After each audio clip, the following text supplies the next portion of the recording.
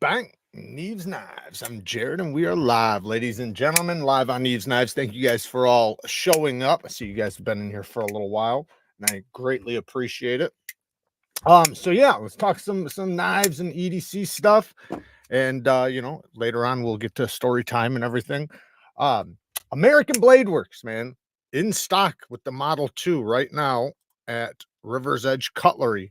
If any of you guys are interested, links are down in the description. $329. So for $329, if you really think about that price, that is not bad, man. You're talking about well heat treated magnet cut, right? And these are done, you know, in small batches. Obviously, it's one guy, right? It's one guy doing them. So they're done very well. They're titanium, so it's premium materials. You got magnet cut steel, you know, between like I think it's 64 HRC. He's running it at an optimal range. Listen to that sound.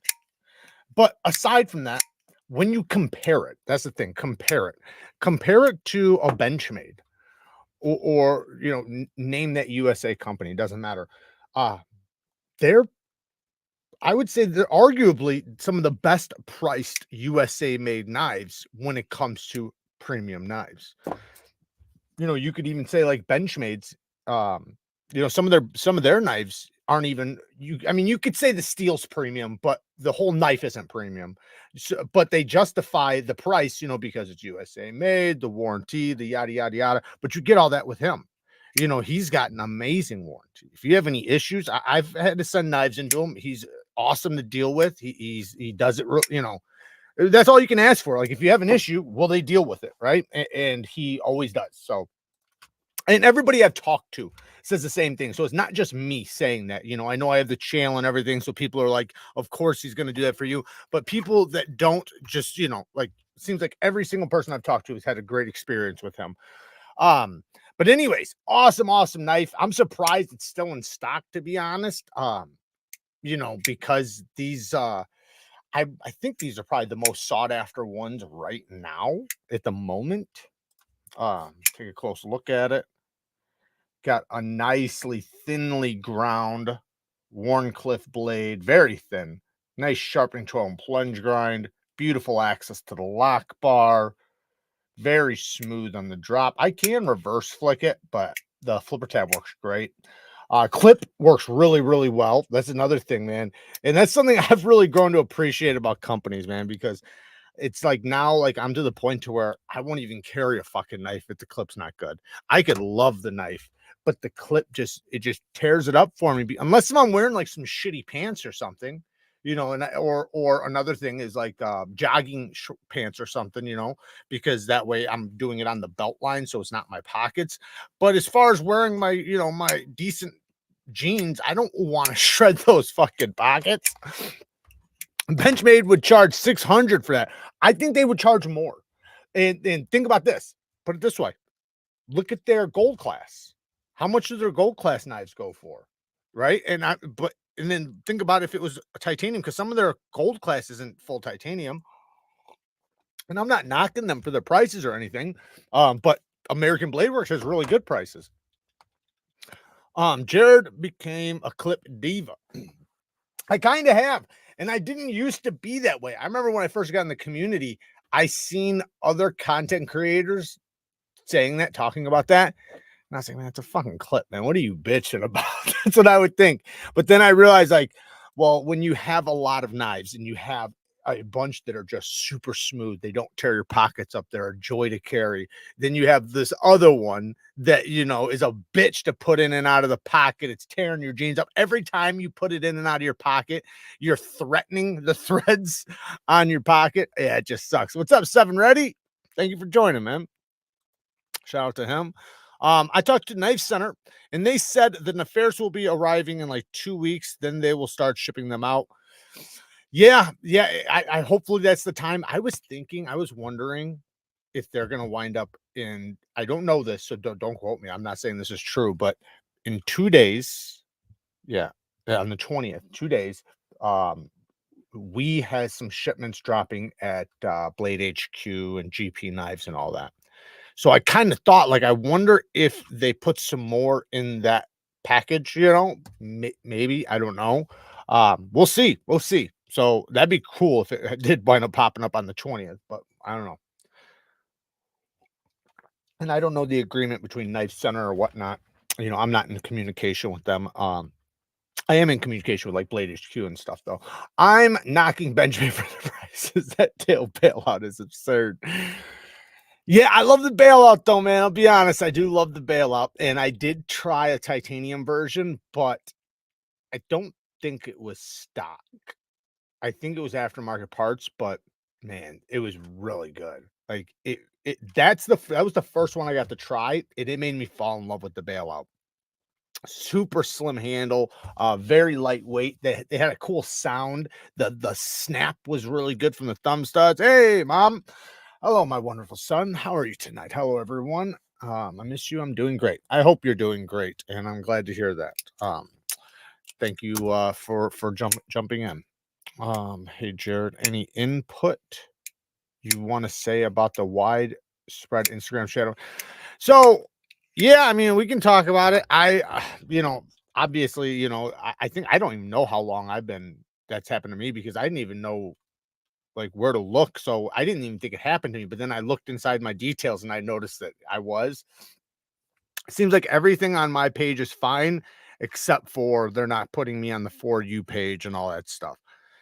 But, you know, hey, man, what I look at is that my content, my channel on Instagram has been growing. Maybe not as fast as it could if I wasn't fucking shadow banned, but you know, that's the bullshit you got to deal with companies like that. You know, if you want to promote on their site, you know, you got to be careful with what you promote. And I want to fight it. And actually I am. I did appeal it. I don't know how it's going to go. Probably nowhere, but I want to appeal it as like, this is knife art, or this is art, you know, this is pocket art, whatever you want to call it.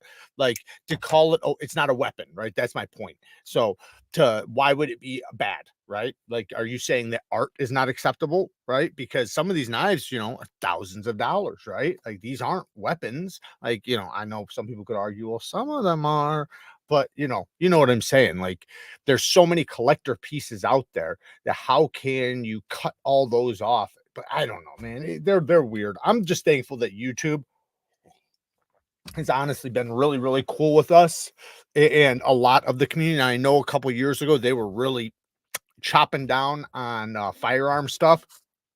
Now you can be on there with firearm stuff, but you have to have like certain things in place, like, you know, the location, all these little details. But if you fight it, you can get it, and then they won't really mess with you.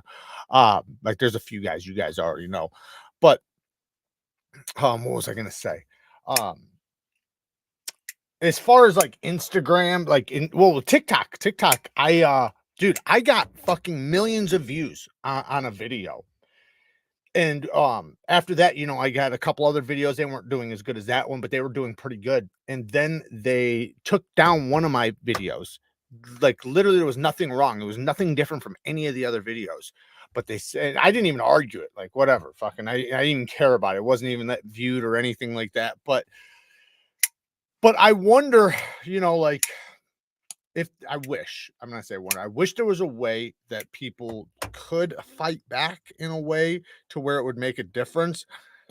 But unless if everybody does it, it doesn't matter, you know. So that's the problem. I mean, like in like the majority, like you'd have to have like 40% of everybody on there, even 25 to 30% of everybody on there agree, you know, but that ain't gonna happen. So if you want to use their platform, you got to go by the guidelines. And you know, if at least they're allowing us to be on there. That's the one thing, you know, which I hate to even say it like that in a free country. At least they're letting us be on there, which is fucked up to say, which I hate, but they are allowing us to be on there. People can find us still. You're just not going to be on the For You page. So that means, like, say if people are on which I don't ever fucking go on the For You page, to be honest. So, but if people go on the For You page, you know, that's how they find other content creators and everything, and find stuff that they're not interested in, or that they didn't know they were going to be interested in. But if they have to search for you, it defeats the purpose, because that means they already know about you. You know what I mean? So that's the way to do it. Promote yourself on other social medias, right? and lure them to the other ones. That's how my shit's growing right now. My shit's growing from YouTube and TikTok. People are finding me from TikTok and YouTube. So that's how my shit's still growing. My shit's actually grown more in the past couple months than it has in like the past 6 months. But it was because I was putting a little bit more effort into it. Silvano, thank you for the 5 crackers. You are doing a great job. It is art, not a weapon. Only knife lovers understand. Yeah, it's just, it's hard to convince, the masses that, but you would think there'd be a way, like there's kind of like even like when you talk about like say comedy, there's always like a gray area in every single avenue. Like weapon, let's talk about firearms, antiques, right? Antique firearms.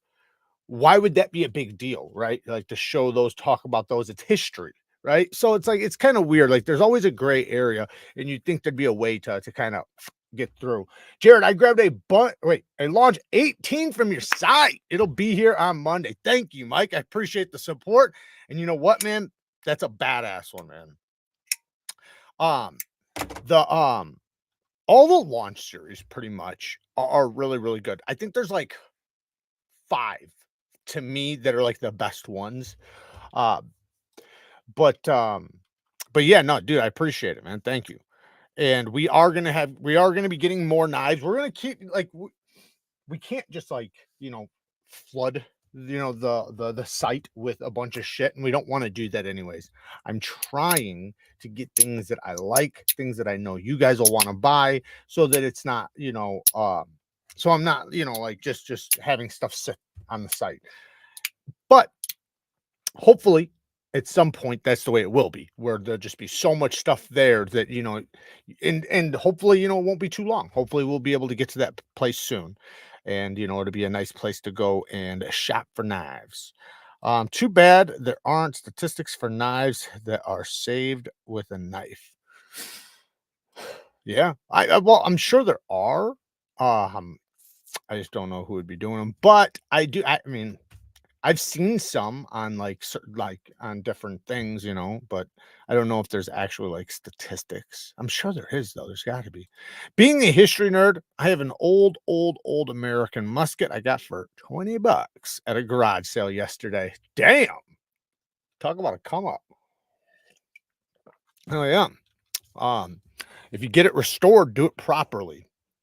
I used to repair, fix, clean, and do a lot of different things with firearms, like people that I knew, family, and just friends and stuff.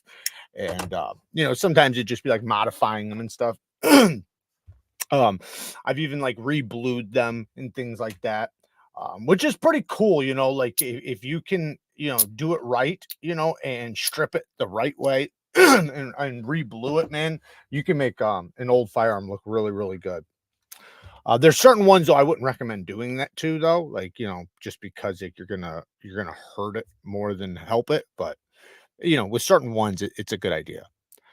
That Rex 45 GP Manix is still holding strong. Really tempted to grab one before. Yeah, Mark, you damn should. You should for sure, dude. Once they're gone, I don't know. Once they're gone, I think they're gone. But maybe they're going to continue to do them for GP knives, and they'll just always have them. I don't know. I could ask them, but I doubt it. It's probably a limited run. That's the way it usually is with exclusives, and that's one you want. And another reason why you want it is because if you're going to get any Mannix, right? Like let's say any Mannix, which one would you rather get to switch scales? If you're planning on switching scales, like if you're planning on upgrading your scales, wouldn't you rather spend a little less for the FRN and put the scales on rather than spending more for the G10 that you'll never use the scales for? You know what I mean? So to me, it's a no-brainer. It's such a good knife. That steel is so badass. I'm kind of pissed that I haven't had more of it and screamed about it. But hey, better late than never, right? My wife's dad restores old guns, so I'll have him do it and add it to the wall. Nice. That's awesome, man. Let me see. I have my Mannix 2 and CPM M4 that I absolutely love. Yeah, I like M4 too. Another steel I really love is 4V. 4V, man. That steel takes a screaming sharp edge, man. If you have a nice angle on it, holy cow. I don't hear anything about, I don't know what that means. Warner? um, my Warntech came in today. Stupid slicey. Hell yeah. Yeah, the Warntechs are awesome. I got mine sitting right over there. They are really, really good. That is another one I definitely recommend. I don't have an affiliate link or anything for it, but that's a good one for sure. Just the blade shape, the handle, the way it's shaped, you know, how it's got that angle all the way across, it really benefits you in the hand, regardless what direction you're cutting, even for pull cuts. So that's a really good one. If it wasn't like such a premium knife, that could be like an ultimate work knife. Not that you still couldn't, but you know what I mean. A lot of people aren't trying to take a knife like that to the job site. Anyone else order the Blade HQ exclusive Yo Jumbo? No, I didn't order the Yo Jumbo, but I did get in on the XL Manix in crew wear and the MagnaCut. What was the other one? Oh no, not MagnaCut. That S30V, that new knife from Spyderco, the Bodacious. That's the one I got. Whenever it shows up, I don't know. The first 100 backers for the Artisan Boa have shipped. Really awesome. Hell yeah. Very cool. Oh, I don't have them in here, but yeah, dude, that's another good one. The Boa is a badass knife. I did see that they're still allowing people to pre-order.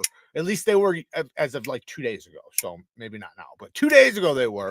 So check that out if you want to get one. Now's the time, because it sounds like they're creating them and shipping them. And those are really good ones. And there's so many different kinds. Like there's so many different flavors. I was gonna say something before that. Damn it! Now I can't remember what the hell it was.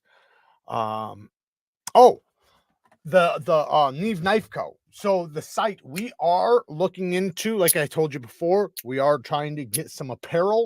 So hopefully that will be soon. We are making sure, you know, we're trying to make sure that it's 100% USA made. We want to make sure everything, all the thread, every bit is from the USA. That's what we're fighting for. You know, obviously it's going to be a little bit more money to have a shirt like that, but it'll also be good quality. Obviously you'll be supporting, Americans, and it's something we're really wanting to have on the site. Not saying we might not have other stuff, that's a little bit more affordable, but I want to be able to provide American shirts with American flags and things like that. I don't want to I'm not putting an American flag on a Chinese shirt or something. But also, just have knife art and things like that. Like just stuff that's cool that you could wear anywhere, right? Like whether you're going to the store, the grocery store, hanging out with some buddies or whatever, it's a shirt that you could just wear casually and look good. Like where it doesn't scream nerd or idiot or anything like that. Maybe just something subtle, like we have one that's where it's just like a plain shirt like this, and it's just a little knife, just a little one right there. We have another one with a little bit bigger knife, with someone just one across the chest. So there's some really cool ones coming. So hopefully that won't be too long, but things take time. So we're getting it rolling. Thank you, Todd. I appreciate it, brother. Thank you. Jared, have you heard of the Neevesknives? No, I don't think I have. Huh. Let me see if I Neevesknives. Let's check them out.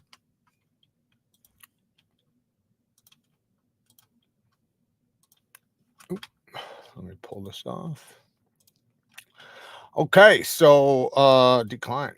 Let's see what we got here. What are they? Are they production knives or custom knives? What are they?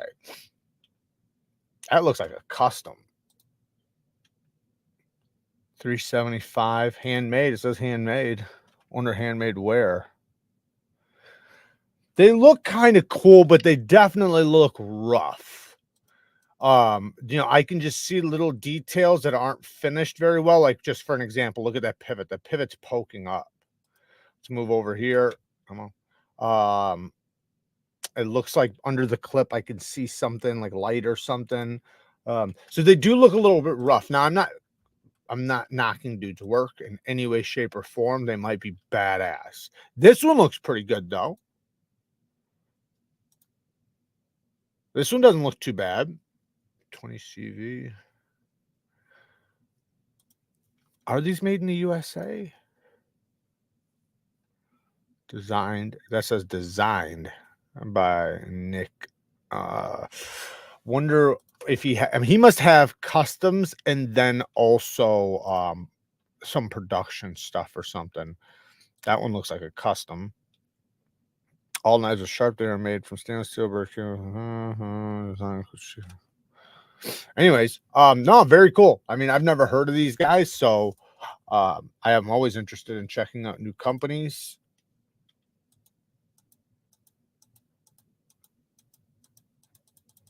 Just some handle textures. All right, here we go. That doesn't look too shabby. But anyways, yeah, very cool. Have to check them out sometime in the future. I think I'm going to make bug out fixed blade out of crew wear. I think it is the solution to my depression. This just might be, you know, and God bless you, man. At least you found a solution and a good one and a good solution. How do you carry 6 knives? Most of my knives are for left pocket. I have 2 that go on the right side of my entire collection. How do you carry 6 knives? Most of my knives are for my left pocket. Why do you carry in your left pocket? Are you left-handed? I think when people carry 6 knives, they have a backpack. Most people aren't carrying, unless they have like a neck knife, right? A fixed blade, a pocket knife, and then a slip. Like that'd be like 4. So I think you could pull that off comfortably. But any more than that, like, why? I mean, unless if you're like some fucking ninja and you got throwing knives all the way around your back. I don't know why you would need all of that. I think usually 2 is good because you can have your beater and you can have your nice knife, right? Your beater's for when you got to fucking cut something with like tar or something shitty. And then your nice knife, you know, is your good one, you know. Not saying that you won't use it because you probably will, and then you ain't gotta, you know, contaminate other shit with the stuff you cut with your crappy knife. I go sling blade and carry 12 and 2 swords on my back. There you go. Oh yeah. Off top, where'd it go?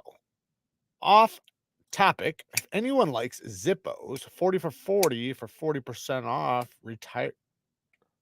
off retiring designs. Some bangers. Very cool, Seth. You know, another thing is that if you do the monthly knife club, they have a monthly Zippo club. So I'll be getting those monthly to show you guys. I think that's cool. I've always been into Zippos. I used to have a collection back in the day. When I was a kid, I had a huge collection of them. Maybe not huge, but like 20 or 30 of them, and I thought it was so cool. Artisan satire hit the mailbox today. Very nice, excellent ergos, and it is light. It is very light. That is one thing that they are doing pretty well. Artisan, and they when they machine out their scales, they are very light. Like they're able to get them down super light. KIZER does a really good job with that too. But yeah, the satire is dope. Satire is a good one. The satin finish though, at least on the one I have, it is very satin. Like it's a high satin. So which is cool, but the problem with it is that, man, it's fingerprinty. I prefer, if I'm going to have a satin finish, my favorite is a deep satin. Now, I know people would say, yeah, but it's more corrosion. Like it can get corroded easier. It's like, yeah, I know, but I would prefer the deep satin over the super fine satin. Not that I don't love mirror polish and all that stuff, because I do. There's a place for it. But my all-time favorite is either a stone wash or my ultimate favorite is a deep satin, especially on like a hollow grind. I'd carry my neck knife, my user, a fixed blade on the belt, and there's 2 knives in my EDC kit and my first aid kit. Yeah, I try to keep a blade in all my little organizers, packs, backpacks, things like that. At least 1, if not 2. And you know, and then when I'm like out and about, if I need to, I can give one away, you know, or I can, you know, use it if I have to pull out my bag, you know, and do something, you know, because sometimes, usually I don't. Usually if I got my knife in my pocket, that's the only knife I'm going to need. But you never know. You never know if you need to hand one over or if you got to cut. Like there's been times where like I've had a certain knife on me, and whatever I ran into, that knife would have been better for, you know, like because you're, you know, what you're cutting. Sometimes you don't want to cut certain shit with certain knives. I use my knife almost daily to cut food. Ceramic plates destroy the edge. What is a good steel that can withstand that better? None. None. Don't ever do that. Ceramic is the worst thing for any edge. It doesn't matter how super steel it is. There's only one thing that can survive ceramic, and that is serrations. And the reason why is, and this is how like companies that do those kitchen knives say lifetime warranty. It'll never go dull. If it goes dull, we'll give you your money back. The reason why is because, say that's a serrated blade, when you hit the plate, what's hitting? Just the tips, right here. Well, that's not the part that's cutting. What's cutting is the edge inside each serration. Each serration has a bevel and is sharpened. So this is the sharp part in here. So the teeth are just biting in. So they don't need to be extremely sharp. Like, you know, obviously right fresh out of the box, they're a lot sharper than they are a year later after cutting on ceramic. However, inside the pocket doesn't get hit. So it has the ability to stay sharp a very long time. But yeah, you take a plain edge and put it across a ceramic plate. Yeah, don't do that. That will destroy your edge. Because, and the reason why is because of the hardness. You know, it's kind of like taking a diamond over a mirror, right? It's gonna scratch it. It's gonna fuck it up because it's so much harder. And ceramic is much harder than steel. Even the highest hardness steels. Sandrin knives, the tungsten carbide. Yeah, tungsten, but that's tungsten carbide. I wouldn't, not that I wouldn't recommend that, because I think that there's a place for that too. I do recommend it, but I recommend steel a little bit more. Like if you want to talk about a nightmare to sharpen, trying to sharpen ceramic, or, and I'm not saying you can't, like when you're really good at sharpening, yeah, like I've sharpened just about everything out there, and I don't find it that as tough as I used to. But I remember at one time trying to sharpen certain things, you know, and never have done it before. And it can be a nightmare. Especially if you just don't know, like say with something like that, with the Sandra knives, you would think like, oh, do it like steel, sharpen it from a coarse, medium to a fine. No, you do it with a fine. You don't want to use a coarse, which is weird because on steel you must use a coarse. So it's just the difference because the hardness. So the if you use coarse, it'll chip it away too much, and then that is so much more difficult to repair than if you just use a fine diamond, something very fine, and remove a very, very tiny bit of material.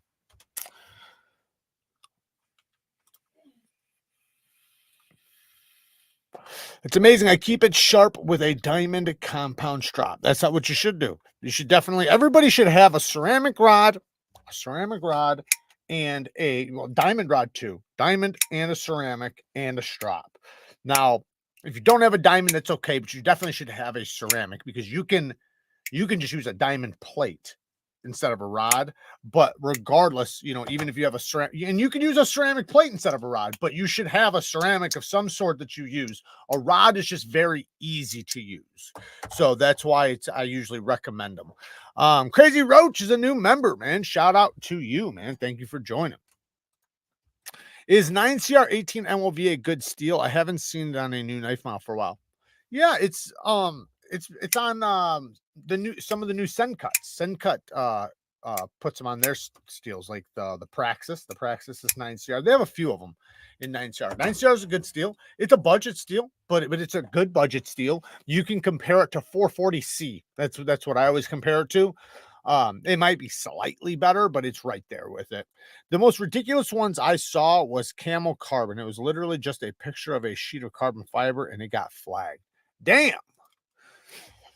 That's weird. But you know, there is accidents, and that's when you can debate it, right? So like you have a choice to argue it. So like with things like that, argue it, you'll win that. So like there's certain things you'll win, certain things you're not going to win. I'm debating it and I'm not going to win, but I'm still going to fucking try. Most use ceramics to maintain an edge and keep it honed, or for even deburring. Crazy how hard it can be, along with how fine grits some are. Yeah, that's what I use them for. I use them for edge maintenance and then deburring. I also, like, if I needed to micro bevel really quickly, I can use a ceramic for that. Praxis is still the best knife design Civivi ever made. Well, you could argue that the Aluris is because it's basically the same thing as the Praxis. They do have a premium Praxis now, the Wii Praxis, which is really cool. It's a really good knife. I do have it, and it has multiple deployments instead of the one.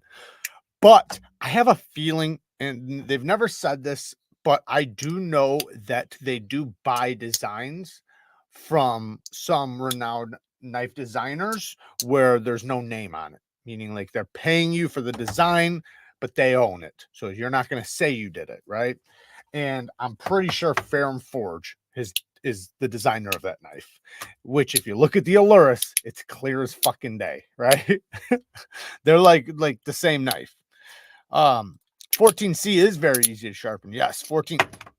A lot of steels are easy to sharpen. 14C is definitely up there as far as ease of sharpening and what you get from the steel, because you could say 5CR is easy to sharpen, right? But it's also easy to go fucking dull really quick. So you're looking for something that's easy to sharpen, but actually holds a decent edge. And then another thing is the ease of maintenance, because there's steels out there that don't maintenance very easily, meaning like when they go dull, you can maybe strap them back once, maybe twice, but you're probably just going to need to resharpen it. The strop's going to probably barely do anything. But then there's some steels that respond to stropping really well. Now, the thing is, though, is that also it's on you, because depending on the angle you sharpen the steel at, depending on the geometry, all plays a part. Like if put it this way, if you have a low angle edge, right, and your apex is very thin, you are going to have an easier time maintaining your edge on a strop and things like that, honing stuff like that, because the geometry is so thin. The abrasive that's on the leather or whatever abrasive you're using is even though it's very fine, it doesn't need to remove that much material in order to bring it back. So that's a huge thing too when with edge maintenance. And that's another reason why I love low angle edges. That doesn't mean I don't like tough edges too. Thank you. Keep them on the good side. Thank you, Mom. Did I hit this low country? Thank you for the 5 bones. Being a gardener, you gotta have a beast. My work carry K390 and Della Crewwear PM2, and always have my 4 Max Elite in my waistband for chopping. Well, yeah, of course. When you do a certain job, like even when I was working at the distillery, dude, I had to bring multiple knives with me. Because I'd go through them, and sometimes I didn't have time to sit there and maintenance them or to resharpen them. So I just grab a new knife. But yeah, man, when you're on the job and you have specific jobs, you should definitely have multiple tools and have the best tool for the job. And that's the thing, when you're on a job, that's your job, right? Your job is to have the right tool for the job, right? You're not supposed to show up without the right tool. So yeah, especially for like a gardener or a landscaper or something like that, you should have some good shit. At the same breath, just like you should have, snips and a hammer and like, different things like that too. So is Nitro V. Yes, Nitro V is very similar to 14C as far as sharpening, toughness, everything. Wear resistance, corrosion resistance. They're very, very similar steels. Another reason why I love Nitro V. I would say, like 9CR is I would put below those steels, but in like 10CR, I'd put below those.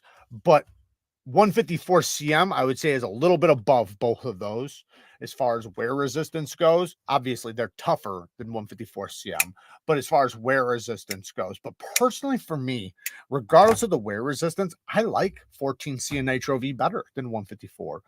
Not that I don't like 154. I do. I love 154 CM. I think it's a fantastic steel. And I've had a lot of really, really good 154 CM. Some of the best 154 CM I've ever had was on the Buck Marksman, which was a Boss heat treat. That shit was fire. But I like 14C and Nitro V a little bit better because of, like I was just talking about earlier, with low angle edges. You know, one Nitro V and 14C both take and hold low angle edges very well. Now, obviously, there's still limitations, but it does very well. And then on top of that, they're easy to maintenance and hone and take care of. So while holding a keen low angle edge, when it does start breaking down and becoming dull, it's very easy to bring back. So because of those reasons, you know, 154 CM doesn't do as well like that. Not saying it doesn't take a sharp edge or, you know, anything like that. And it's a great steel, you know, and like I said, it does have more wear resistance. Saw some Demco customs yesterday going for 2K. Damn. I believe it though. Certain ones, you know, especially certain ones that like just don't exist, you know, or they're not being made again. What should be 14C's HRC? What geometry does best? How thick should the blade stock be? So for 14C, thin geometry is what you usually want. That's what it was made for. It was made for razor blades. So that steel was actually made for razors. So it was made to be heat treated very quickly, like on a conveyor belt. So rapid heat treatments. That's also why it does really good in production companies, because they, you know, they're heat treating massive amounts of knives. So 14C does great with that. Like, it was literally made for that. But it was made for thin geometry, not thick geometry, because, and it's so tough already. Like, not saying you can't put it on thick geometry. You absolutely can. There's nothing wrong with that. But where it shines and where it does its best is in thin geometry. So, you know, if you want to get the most out of the steel, that's what you want. Now, as far as heat treatment goes, yeah, I would say 58 to 61. But the thing with 14C is it actually, like at 57, it's not bad. You know, it's a steel that has a big fluctuation of HRCs where it's not bad.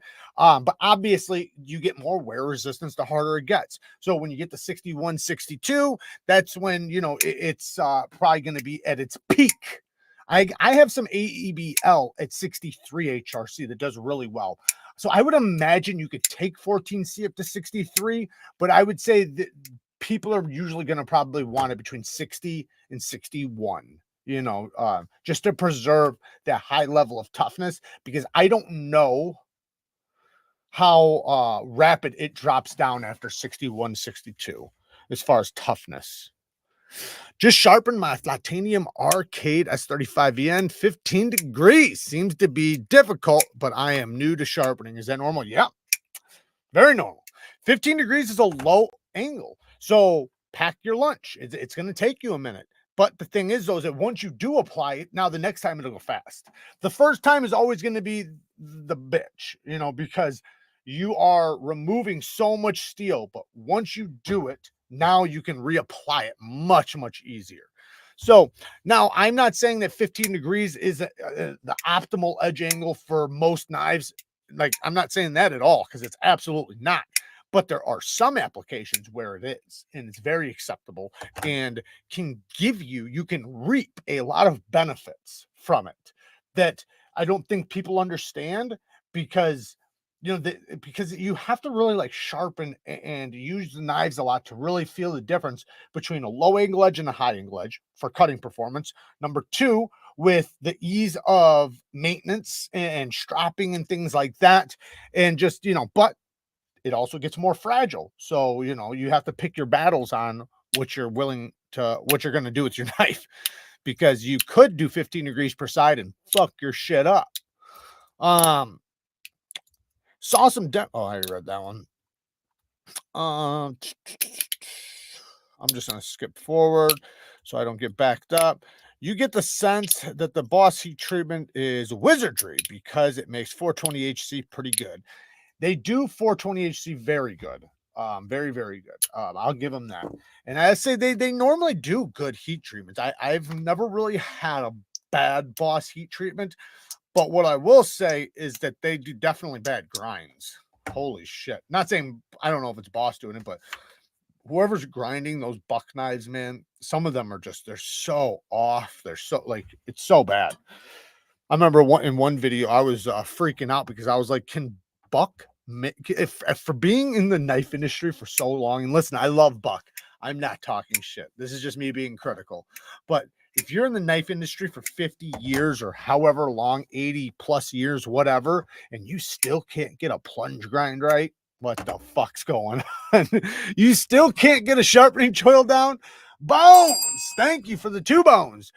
Jay, check out the Zippo bit safe on the Zon. Very cool.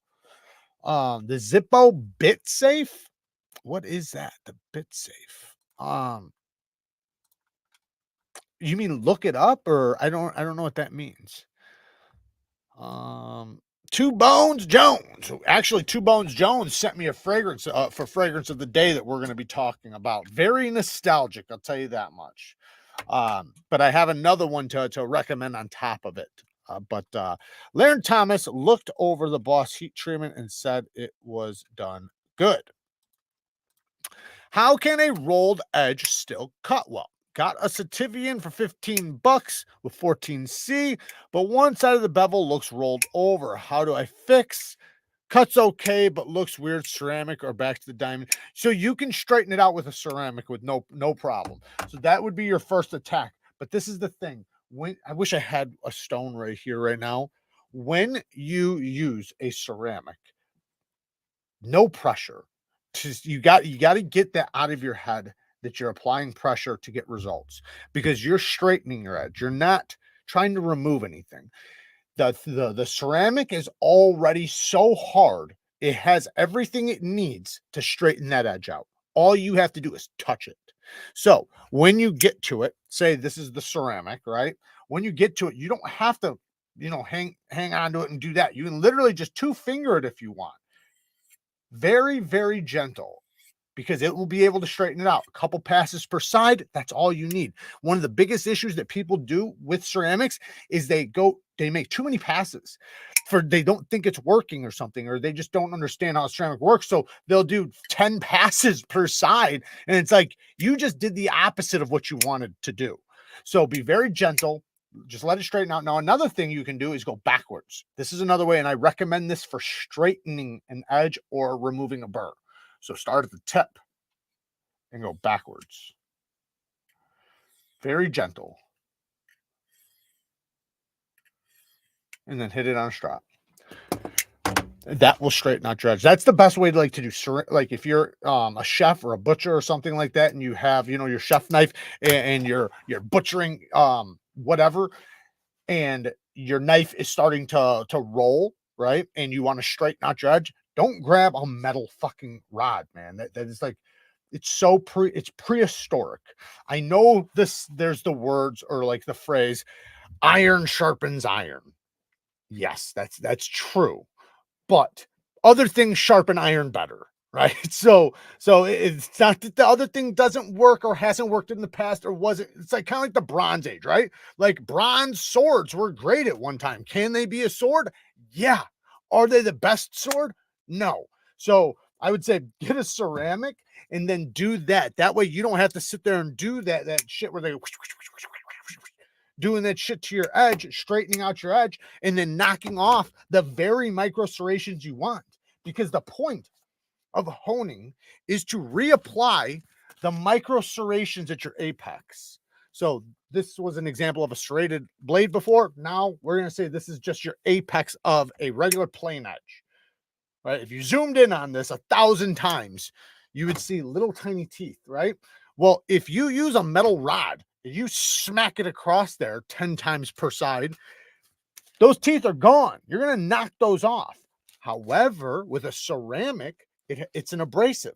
So a ceramic barely removes material. It does remove material, but very slightly, especially compared to other stones. So what you're going to get is it's going to remove that tiny, well, you don't have to let it remove. Like if you're very gentle, it won't remove anything. It'll just realign your edge. So it just depends on how you use it. That's the beautiful thing with ceramic rods.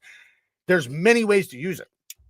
If you apply pressure, you're going to add micro serrations. If you lift your angle up high and use pressure, you're going to micro bevel. If you hold it at the right angle and you do it very gently, you're going to straighten out your edge or remove burr. So there's lots of ways to use it. I think that's the part that people that use the metal rods are not understanding.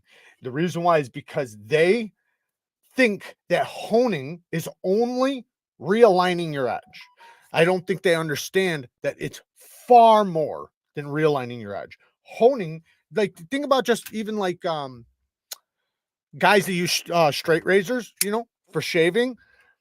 When they hone on a stone. Why? Why would they hone on a metal rod if it works so well? Right? They hone on a stone because not only does it realign their edge, but it adds the very micro serrations that they want, and they want them very fine because it's going to be on their skin. So you don't want it toothy, right? That's an example when you want a very, very fine edge. But the same goes, you know, for if you wanted a toothy edge, right? It's the same application, just a different stone. But there's so many ways to use a ceramic rod. Like say, here's a metal rod that can barely do one thing right. Here's a ceramic rod that can do 10 more things way better that this can't do. Plus it can do what this can do 5 times better. I'm so broke, just bought the GP exclusive Mannix, which comes out to over $800 worth of wonderful blades the past 6 days. Hell yeah. That's awesome, man. Good for you on the purchases. You sounds like you got some badass blades coming. And hey, man, there's nothing wrong with having a fun hobby, man. I think it's a good thing in many cases, as long as you're not spending, you know, your rent money or, you know, I don't know, whatever money, you know, as long as it's just, you know, money. you can always trade, you can always sell, but I think it's a healthy hobby to be into, just like any hobby. You know, I don't care what hobby you're in. I think men definitely need some sort of hobby. I don't care if it's going to the gym, doing kickboxing, racing cars, fucking bowling, doesn't matter, but you should have something. And the knife community is a great thing to get into because there's so many avenues you can go down, even when it comes to sharpening, man.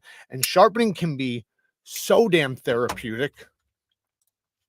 I got my Mannix 2 lightweight from GP Knives Rex 45 with the Stormtrooper color scheme. I nicked my left palm fidgeting because I didn't let the spring wear in by leaving halfway open for a few nights. You know what, man?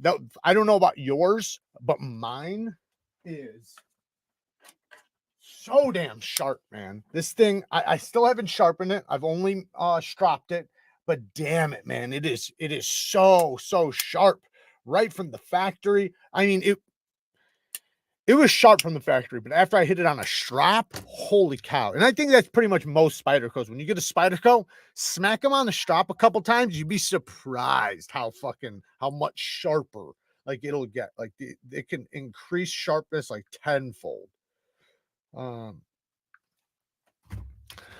What do you think about Mossy Oak knives? I just got a Bowie knife from them and it's very durable. Let me just look them up. Mossy Oak knives.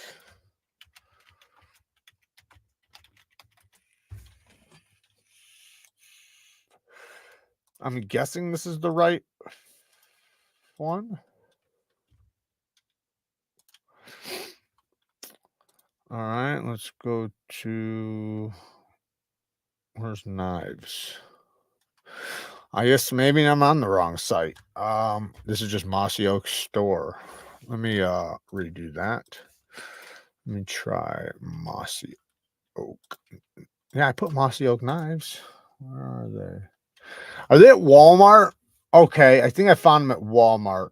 So I would say if they're at Walmart, then they're probably low quality because they're in and I'm not saying every single thing in Walmart is low quality. They do have a few good things, but on a balance of probabilities, if you buy a knife at a big hardware store, you know, or something like that, you have a high chance that it's going to be low quality because 90% of everything they have is mediocre to low quality.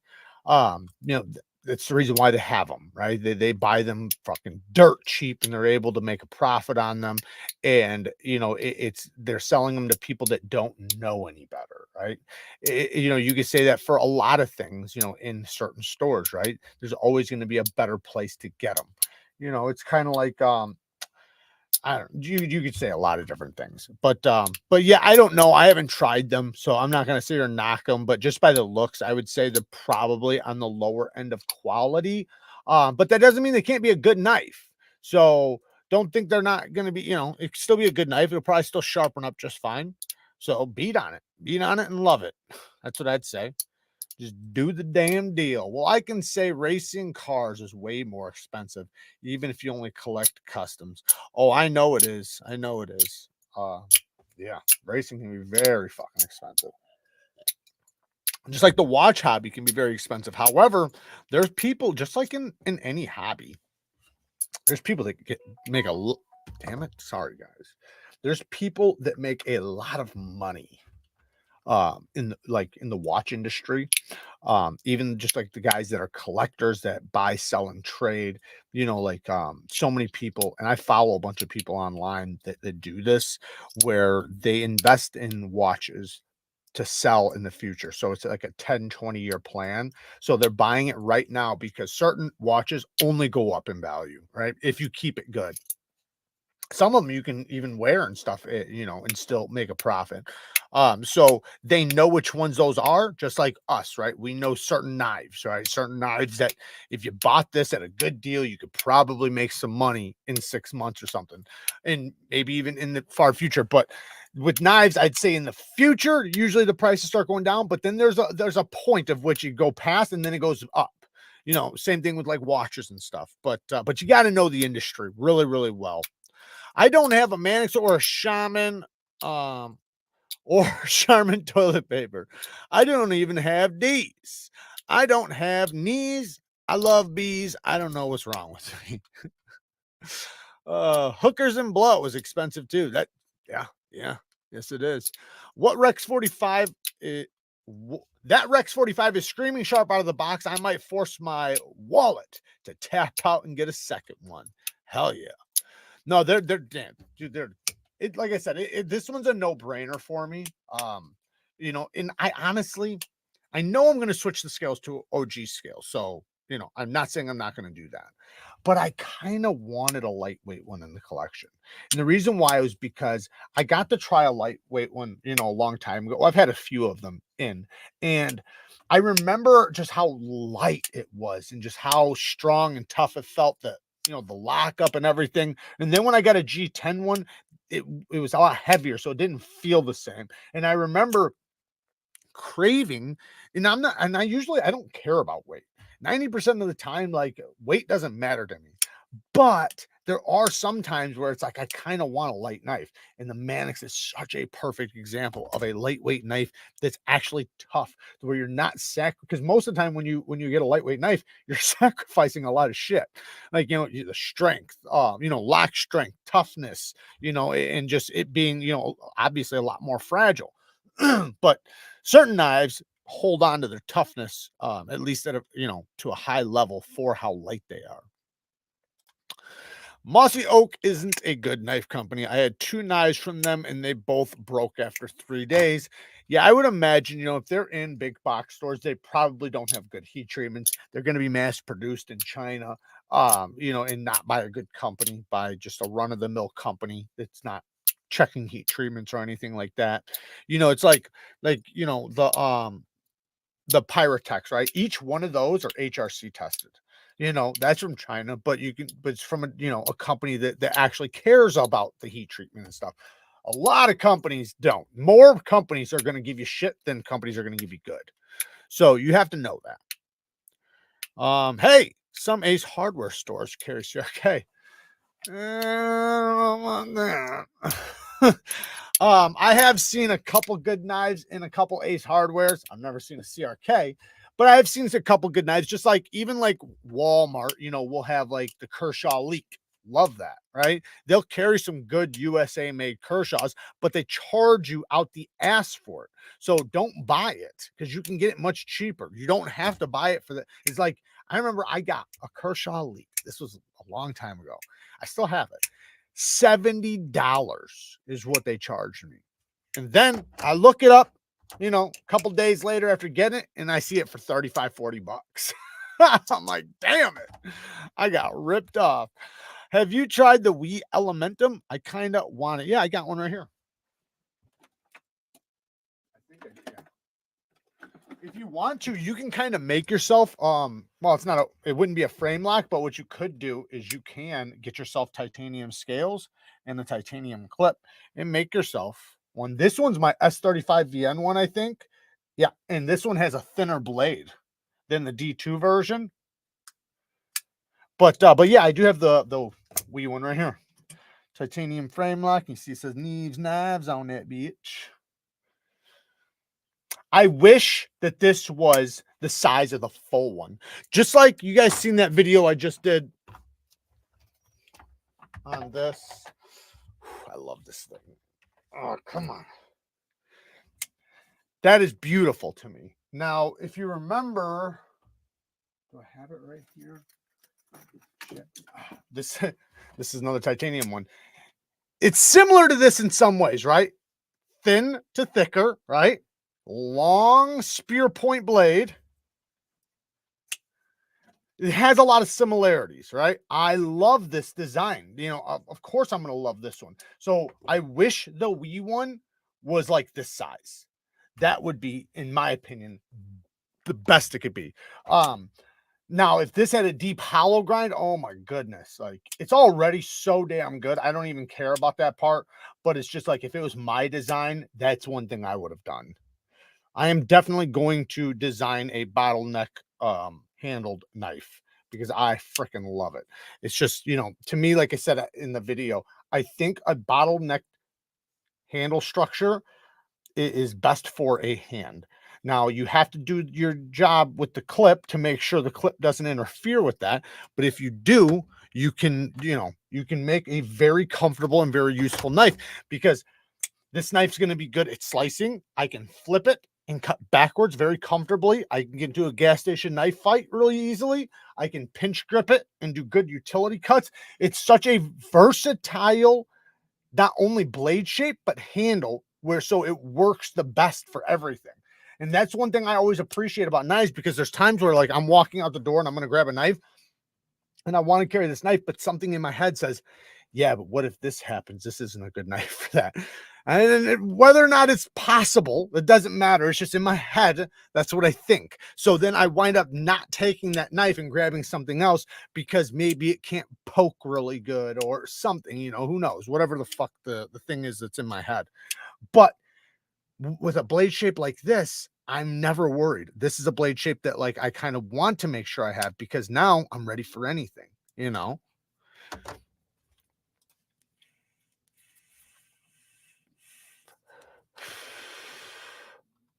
Damn, I'm far back, guys. I'm sorry, guys. I'm gonna catch up. If there's anything you guys said that you guys want me to see, I'm sorry. Just rewrite it again. No worries. Thank you guys. Anyone get a Cold Steel Jimmy slash chopper? I did not, but I wanted one so bad. I have the Wii Elementum and love it to death, but I did sell my Orella fixed blade for 50 bucks, which went to that knife Jared has right now.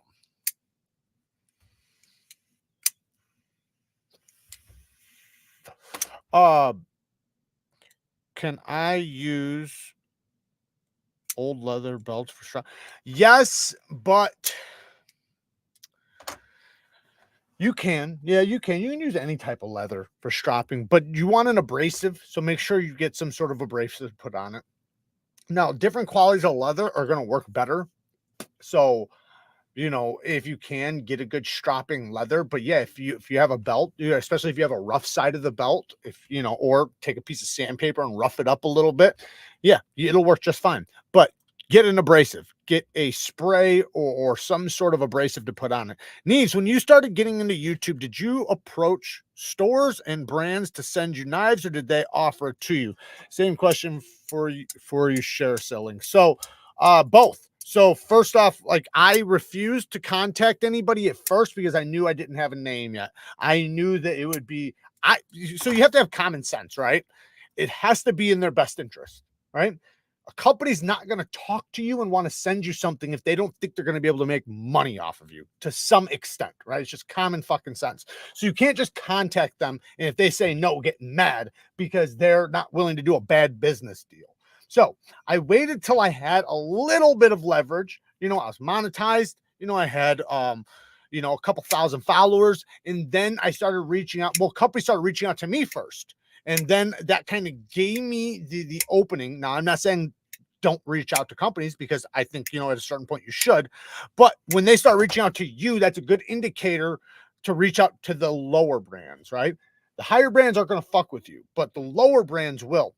There's a lot of little companies, especially like companies that are small companies on Amazon. They'll mess with you, and it doesn't have to be knives. It can be anything. It can be screws, it can be screwdrivers, it can be so many different things. Right now I have some bins that a company sent me that they're really cool. Like, I'm definitely gonna recommend them. They're like collapsible and shit. Anyways, the point is though, is that you do both. Some will reach out to you, but yeah, the first time they reached out to me, and then I started hitting up all the small ones. And then as I grew more and more, I started reaching out to better ones. And then as I grew more, I reached out to even better ones. And then it got to a point to where the best ones were reaching out to me. So, and that's what you want. You want them to want you, right? And that's why I think it's so important not to, and this might sound bad to some people, but don't fucking link things that aren't supporting you. Don't, because what you're doing is you're shooting yourself in the foot. Like, put it this way. Say if I ran this channel, right? And say Knife Center, right? Knife Center, who is not an affiliate whatsoever with me. I keep showing Knife Center knives, putting them in the description. Why would they ever want to work with me? They don't need to. I'm already doing what they want me to do for nothing. Right. So in order for them, because that's what they want you to talk about their brand, and they want you to link their shit. So in order to do that, they have to, you have to not be doing it already for them. So, it's there is, little ways to go about it though. As far as share sale, so when you're in share sale is, if for anybody doesn't know, it's affiliate marketing. So it's an affiliate marketing thing where you can reach out to companies through it, and you can request to become an affiliate. Like, there's so many companies in there. That's what Blade HQ uses, GP Knives, many other companies use it, and then beyond, companies all across the world for everything use it. And there's a few other ones, right? There's a few other really good ones. There's like a handful of really good ones, and then there's other ones that are just like off brands. I don't even know how many I have at this point, but share sale is my favorite by far. But share sale allows you to reach out to the companies, and also companies to reach out to you. So like, I've never accepted from a company reaching out to me unless if I knew them, but they reach out all the time. I just don't answer it. But like, because it's like things that don't relate to knives. Not that I wouldn't promote something cool if it showed up, because I might, like, there's been like some coffee stuff that was kind of cool. There was some health stuff. There was some animal stuff that I thought might be kind of cool, like to do, just a little add-on or whatever. But as far as knife companies go, I reach out to them, and then they reach out to me. It's a little bit of both. The thing is though, is that some companies already, since they're already a part of it, that means they already have that. That means you have the ability to become one. It's just whether or not you have enough leverage to do it yet. Kobe, thank you for the 2 bones. Haven has questions. Let's see. Where's the questions? Just write the questions again, Haven. Just write them down again. I'm going to scroll all the way down to the bottom. Have you checked out the new Civivi?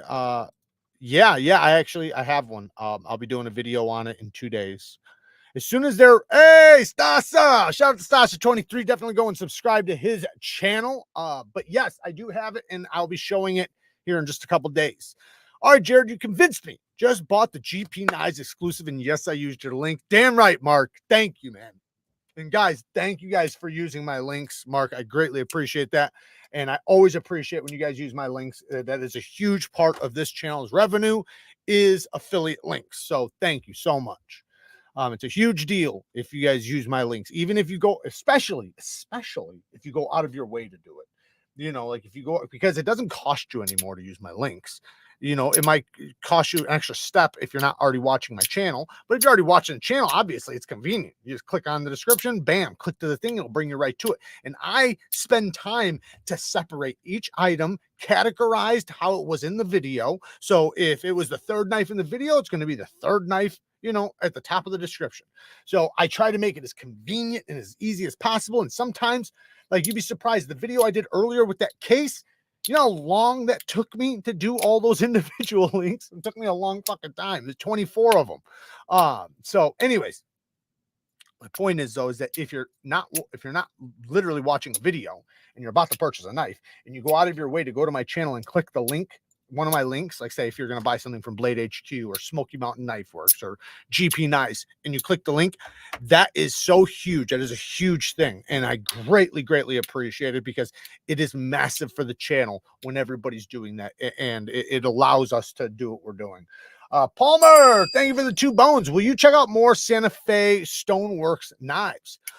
Yeah, absolutely. Absolutely. I would. I don't know why I wouldn't.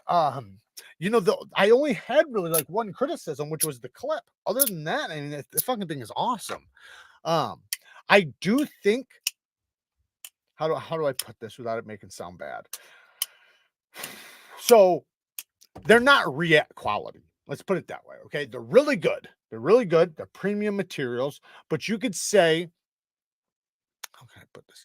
You could say they're artisan quality, right? Artisan quality, or CJRB quality with premium materials, kind of like what CJRB does already, right? Like with their pyrites and things like that. It's that level of quality, but with super premium materials, like much more premium, obviously woolly mammoth tusk and shit like that. So, you know, that's where the price goes up. But they're not, like I said, like, but if they were React quality with those materials, it'd be double the price. So, you know, I'm not saying they should be. ShareSale is definitely the smoothest to use. Yes, the best ones are affiliately, well, ShareSale, affiliately, and then there's like 2 or 3 other ones that are pretty good. Shopify is pretty good. That one's not bad. I actually enjoy Shopify. But I hate it when I talk to a new company and then they have some weird fucking one that I've never heard of, because it's always a bitch, because there's some that I don't have the ability to see anything. And I want the ability to see everything. Like on ShareSale, I can see everything. I can see what's bought, what's clicked on, how much money I made, how much money they made. I can see all the little details and break it down. So then it makes it better for me to use. With some of them, I can't see that, which makes it more difficult. So then I'm less likely to use it because because it's different. Like when you can see the results over here, but not over here, you know, like obviously they send you little feedback things in your email. So I have that, but you know, you question trusting it and stuff like that. Seth with the 5 bones just ordered ultra plates using your link. Thanks for the advisement. Not a problem, man. Awesome. Fuck yeah. Yes, Seth. The ultra sharps are really good diamond plates if you're trying to get diamond plates on a budget. If you are trying to get affordable diamond plates that are good quality, that's where you want to go. Now, if you have the money, I recommend a Toma, but you know that they're far more expensive. So, you know, they're sometimes a tough pill to swallow, even for myself, you know, as a sharpener. Like it can be a tough pill sometimes when you're looking at a fucking diamond plate and you're like, it's fucking $60 a piece, like each one, especially when you're looking at the Neeves and you're like $250 a piece. Yeah, it gets crazy. But you know, when you have it though, you're thankful. You know, like when I hit with my Atomas, like every time I use them, I'm like, oh, thank God I fucking got an Atoma, man. This would take me so long if I didn't. Kobe, thank you for another 2 bones. Will you check out the Indiana Knives EDC and Magnica? Yes, I would. I had the original one that they did. I don't know if I will have it, but I would. That's what I was trying to say. I did check out the original one when it was a prototype, but that's all I seen. I seen it just for a very short time. But yeah, I would. I thought it was an awesome knife. How much is your discount code for Blade HQ? I don't have a discount code for Blade HQ. I only have discount codes for a few places, like Original Goat, We Knife Co., which We Knife Co. It's not even really a savings because you could use my Blade HQ link and spend the same amount. It's just they're getting it. Their stuff's more money. Civivi and We Knife Co. When you go to their site, it's more money than if you go to Blade HQ. Why? I don't fucking know. I've literally talked to them countless times. Like, why do you guys don't just put it the same price so then it's easier? Instead, they give you a discount code, which makes it the same price. So it is the same price with the discount code. Anyways, the other ones I have discounts for are like Maxace, a small one, and then like a couple other ones are like free shipping. So like there's a few, but Blade HQ is definitely not one of them. Yes, there you go. Thank you so much. There is most of the time my codes are going to be Neeves or Neevesknives or Neeves and then whatever the discount is.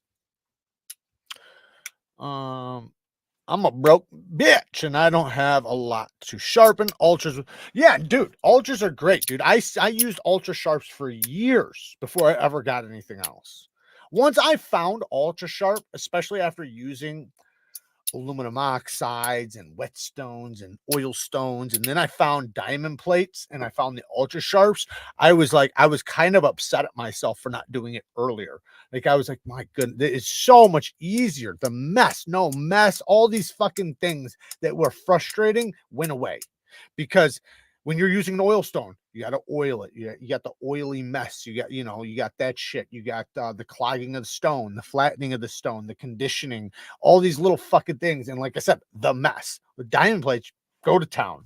No mess, no nothing. Dust it off. I try and use your links every time I buy a knife, as long as I remember first, hoping you'll get a DLT link. I do too, man. I don't know why I don't know if there's something that I did or said that pissed them off, but they've dodged me, and I hate to say it like that because if one of them were watching this, like I don't know what their thing is with me. I have no idea at all. But like we've literally called them and talked to them on the phone, and then they've just like ducked us, and said we'll call you back, and they never do. Months later, we'll call them back, say, hey, you guys said you'd call me back, you didn't, and they fucking just avoid us like the plague. On Instagram, they've never answered my message, not one time. I've left them countless messages. So at this point, like I just given up on them because it's for some reason they're ducking me. I don't know. Like I said, I don't know if it was some beef I got into with some knife company or some designer. I have no idea. I can't speak for them, but when you start thinking about like why, like what would be the reason, it's what I go through in my head. Like either one, there is just like a fluke occurrence and they don't even know, right? And they forget, and it was just like a miscommunication, 100% possible. But then there's the thing where it's like there's a reason, right? There's possibly a reason, and what would that be? If there was a reason, what could it possibly be? The only thing I could think of is that I said something. Like I said something about a knife company, or I said something about a designer, or I called something out that they didn't like. I don't know. I have no idea. But I'm trying though. I'm doing my damn best. But I'll tell you what, man. For anybody wanting to get into knife review or anything, if you're fucking honest, you're gonna make enemies. It's just the way it is. Which I have no problem doing. Whatever. I fuck them. That's the way I look at it, because it's not. The thing is that I would way rather make less money off of being just honest rather than a little bit more money for being dishonest.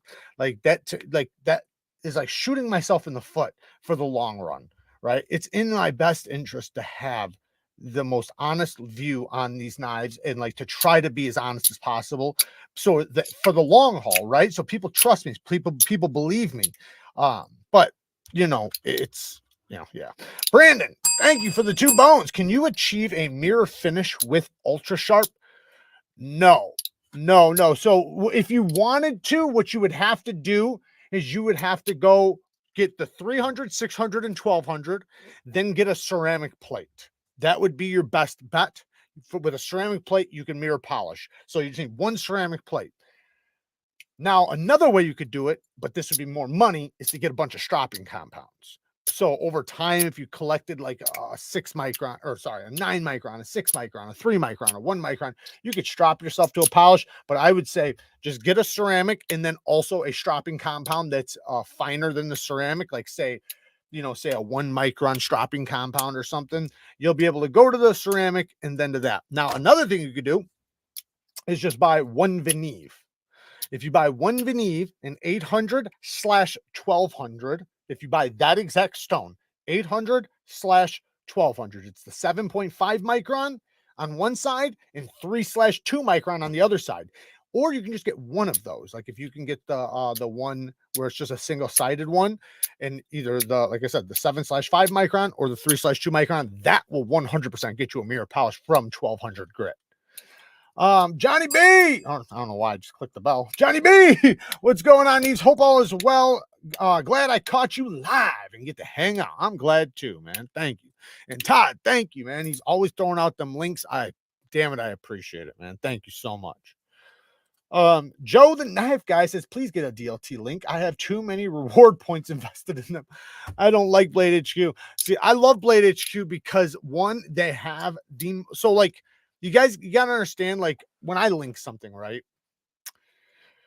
It's better if they have every version, right? Other companies will have, say, just for an example, like say a Jack Wolf. Usually they have every version, but sometimes like they'll have only 2 versions, right? Well, Blade HQ will have every version. So it's better to link them because then people, if they want the blue one, they can get the blue one, right? They don't have to only get the one that company has. Another thing is that they have so much on their site. You have the ability to always see new stuff. They're always having stuff coming in. They always have stuff in stock. They always have plenty of stuff in stock. So it's just so much better. And then another thing, they fucking support the community. And, of course, every company you're going to have criticisms. Like, of course, like, I could criticize every single company right now to some extent. But I got to give them credit. They actually support the community. They allow us to get affiliate links. They've reached out, like they keep in communication. They're easy to contact. They go to knife shows. Like they're so, to me personally, I have a good relationship with them. So I'm not mad at them. I know other people have had bad relationships with them in the past. And it is what it is. But with DLT, I hope I do get it. I want to get it. I've tried, but like I said, they're ducking me. Low Country Hillbilly with another 5 bones. Thank you, Hillbilly. Insane. You sold more knives and angered more wives than anyone in the game. Well, I'll take that as a damn compliment, sir. Thank you. Jared, don't worry about my questions. You answered them already. Okay, Haven. Thank you. I'm sorry I missed them. I just, if I don't skip, I'll get backed up to the point to where I'm answering questions from 20 minutes ago, and I don't want to do that to you guys. Stasa says, being dishonest will make you miserable and you will have no credibility in the community. So stay honest if you're thinking about starting a channel, for sure. That's the biggest thing, because yes, it will haunt you. Not only haunting you in your conscience, but it will haunt you because those people that you're bullshitting are going to buy that product. They're going to reach out to you and call you a fucking liar. Like I've had people, and listen, without bullshitting, without lying, I've had people reach out because they got a lemon, right? And they feel like duped, right? So I don't try to encourage them to keep it, encourage them that that's the way it's supposed to be. I tell them, no, fuck that. Return it. Tell them you want your fucking money back. Don't accept that. Right? That's not what I reviewed. That's not how I reviewed it. You should accept it the way I got it. Right?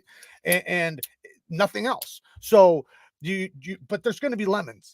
There's going to be lemons. I get fucking lemons, and sometimes I don't even hold it against them because I know there's lemons, I'll call it out still, but I'll say, like say the one time when I had like Blade Rock, right? Everybody who commented said, mine's good. Mine's tough. And I said that in the video. I said, it's probably just mine. And it was, but I still called it. Hey, Jared, if I remember correctly, you said you wanted the Wii Synergy 2v2. Well, I just picked one up and it's really good. Crazy machining on the handle and nice thin hollow grind. It's a good one. Yeah, I know, dude. I got to try it at Blade Show. It's a really good one. I love it. I wish it had multiple forms of deployment, but regardless, I don't care. It's an integral. It's a beautiful knife. I think it's a gorgeous knife. Um, Especially the spear. So there's different versions. My favorite is the spear point version. But yeah, dude, they're badass. I think that's the one you got. Ishtar M398. What angle to resharpen? Someone said no smaller than 17 degrees. So the Ishtars, at least on mine is like, what was it, 11, 12 thousandths behind the edge. I wouldn't go under 17 either. I would recommend 17 degrees per side because at 15, you're not going to have, it's M398, which is not a tough steel. So M398, you know, especially if it's heat treated, you know, well, even if it's heat treated decently well, right? You're still going to, because everything has a breaking point, right? It doesn't matter. Even if it's a tough to the ceiling steel, there's still a breaking point. So with that geometry, regardless if it was a tough steel, I would still probably say 17 degrees per side because, you know, the geometry is so thin. Now, if you were doing specific cutting tasks that were very lightweight and you needed precision, I would say, yeah, go 15.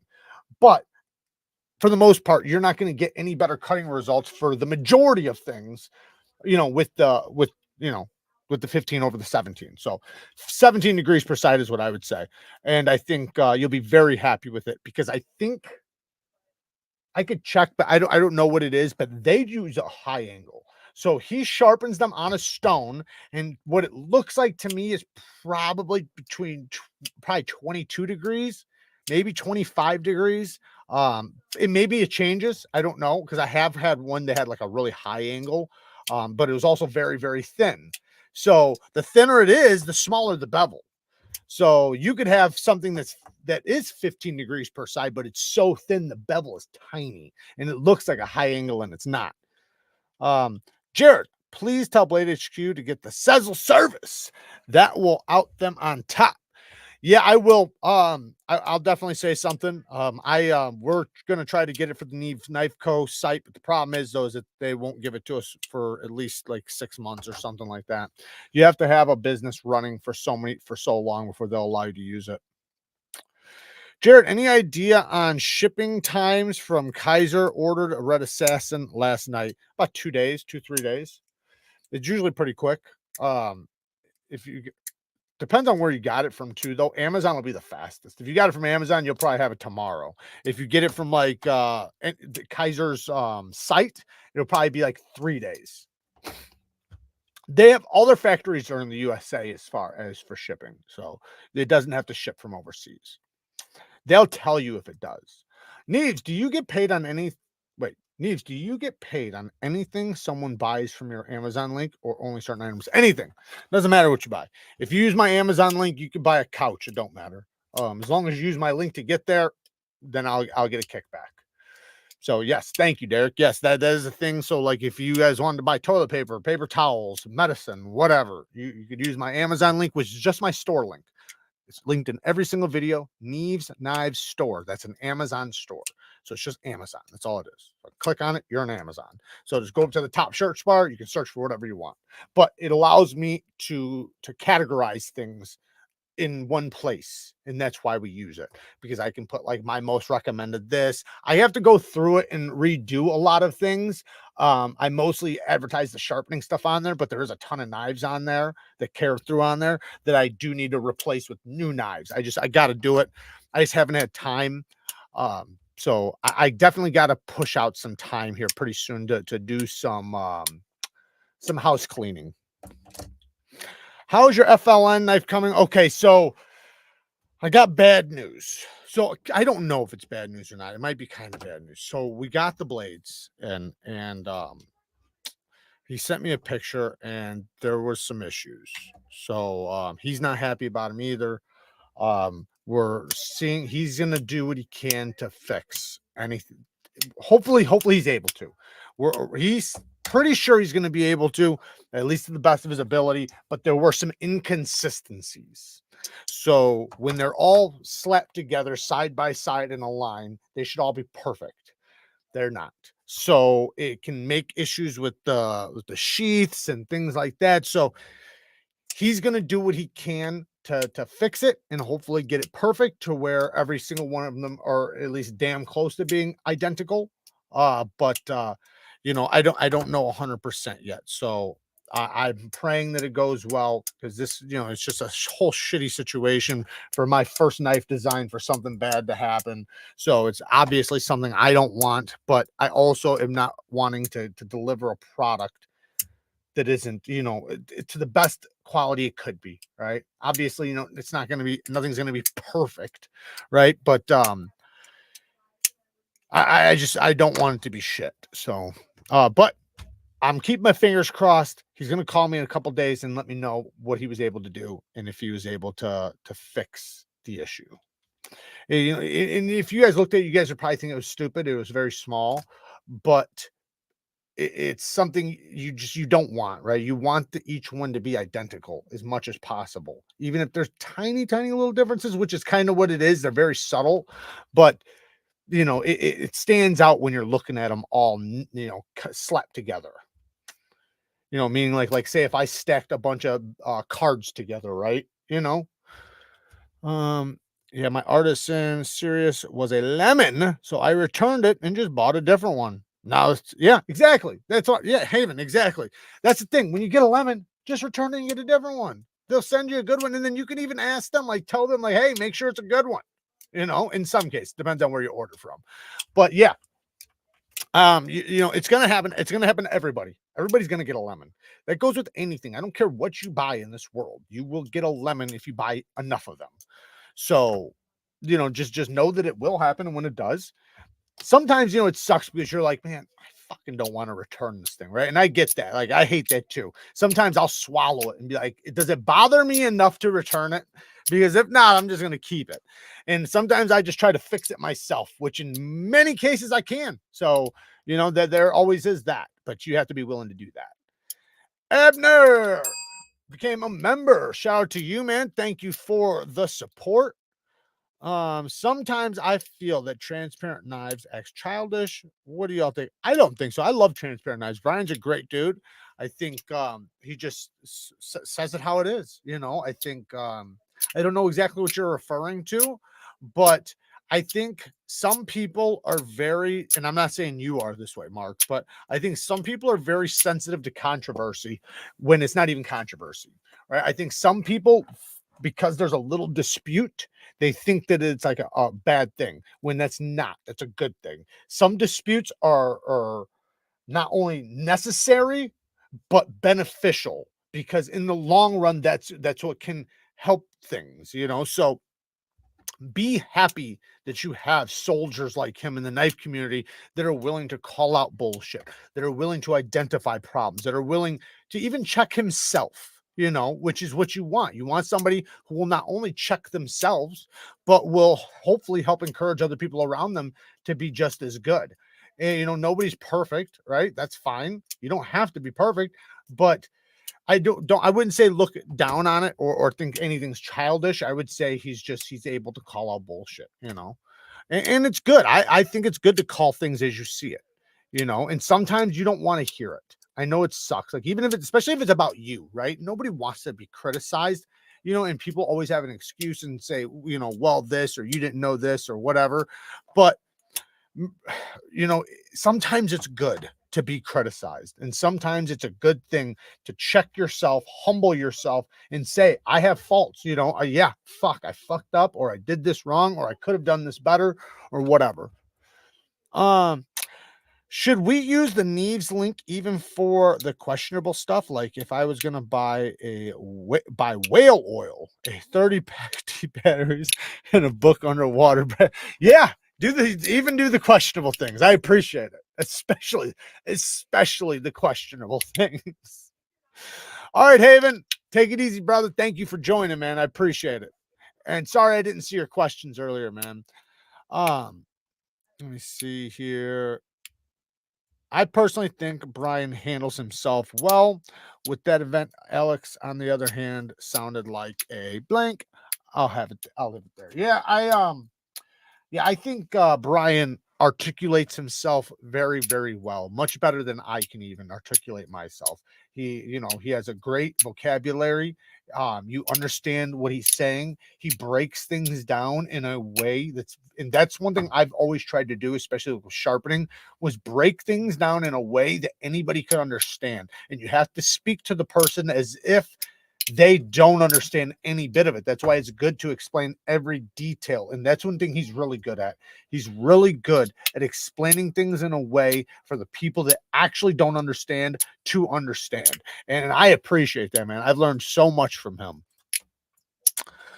Buy the 55-gallon drum of water-based lube with Jared's link. Please do. I think he called out Rick Hinder for the bullshit heat treatments. He calls out Bill Koenig, and Bill fixed his as soon as he could.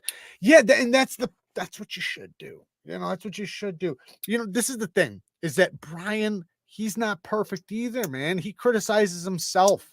So you have to take off that jacket of thinking that this person's out to get you and is trying to bash you, right? Take it as a good thing.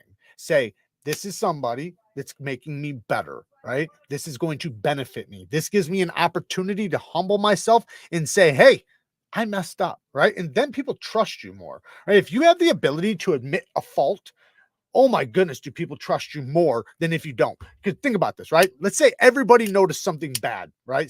Everybody noticed that I did something wrong and it's clear as day. And I'm holding true to saying, no, it's not. I'm right, you're wrong, right? I'd look like a fucking fool rather than just saying, you guys are right. I fucked up. I'm sorry. I'm going to do better next time, and then do better next time. Then everybody's like, hey, at least he's willing to call out his own bullshit. So it's good to humble yourself. Jared, you are best explained. Thank you, Papa. I appreciate it, man.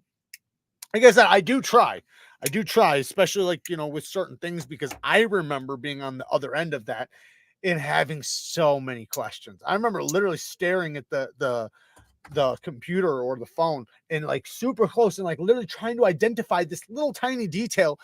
And I had nobody to ask, right? And it'd be something so dumb, or at least you felt like it was so dumb, but in fact, it was critical. So that's why now I try to explain those little tiny details, because they are critical.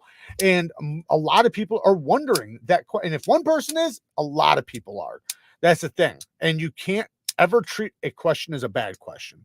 It's one thing. All content creators, I don't care what you're doing. I don't care if you're a knife maker, knife designer, you cannot get upset about answering the same question a million times. I don't care if it's 1,000,001 times. Answer it the same way you did the first time, because that is what's going to help the people. Because remember, the guy that asked you 200 times is not the same guy who asked you 5 times.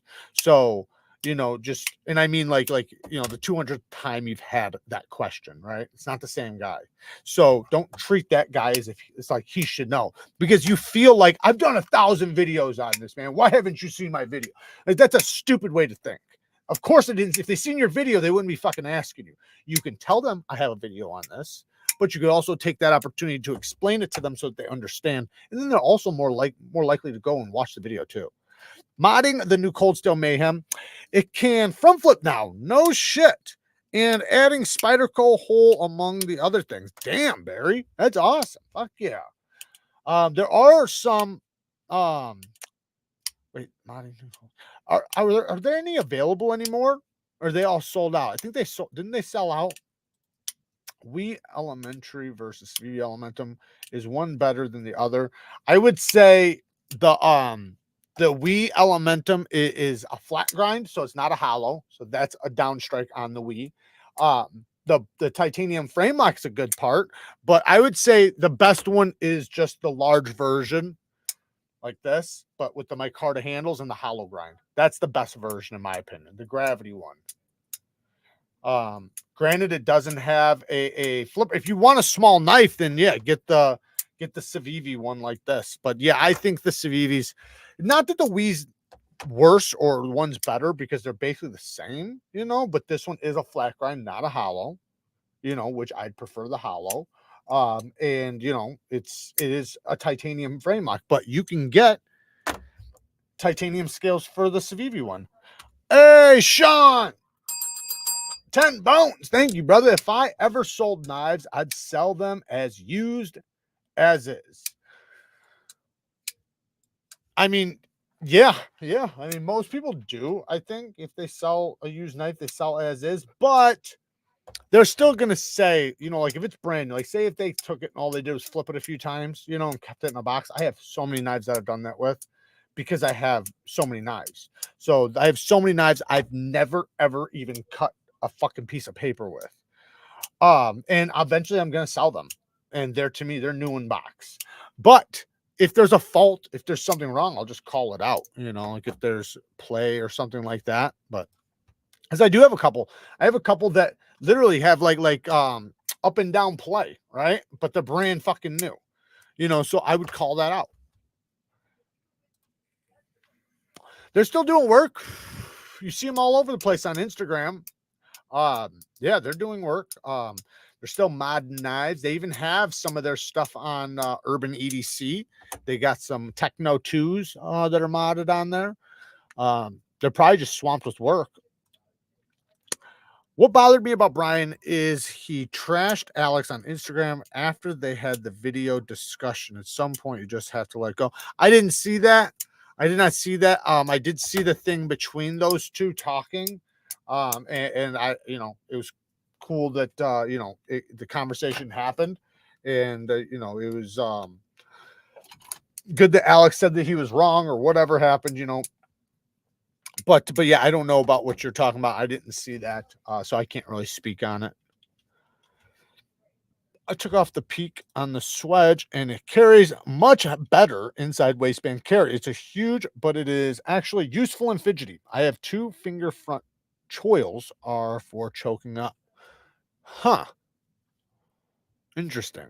Come on, VOSTEED, do an XL nightshade. I know. That's what I'm saying. Fuck yeah. I want like an XL, like a nice big one. You know, that'd be really cool. Like the Mannix XL, something like that. Yeah, I sell my knives that are new as new. I list any issues, but if it's never carried knife, then it's listed as new. Yeah. So I would do too. Yeah, like because there's different levels, right? Even like with cars, right? There's grades, right? There, you know, with knives, there's like new in box. There is, you know, great condition or excellent condition, great condition, good condition, you know. There's used, lightly used, you know, you can explain it in a way that people will understand it. Just be honest. If you've used it like a little bit, say barely used, you know, or barely cut anything. That means it has cut stuff, but barely. Jared, you ever gonna turn the knife tree into a fidget clicker tree? What the fuck are you? Oh, you're talking about this guy back here? We'll see. Thoughts on the Berg blade Sweeney? I just canceled my order on VBR MK4, and Mark was pissed I canceled. I actually ordered the Sweeney. Did you not see my video on the Sweeney? I freaking love the Sweeney. I think the Sweeney is absolutely badass. I don't have it sitting here. I thought I did, but that's a great one. That is a damn good one. I wish we had more on the site, but we sold out, I believe. So we don't have any more on the site, but hopefully in a couple months we'll get more. But yeah, that's a good one, man. That is a great one. Everything about it is good. It's very, very well done.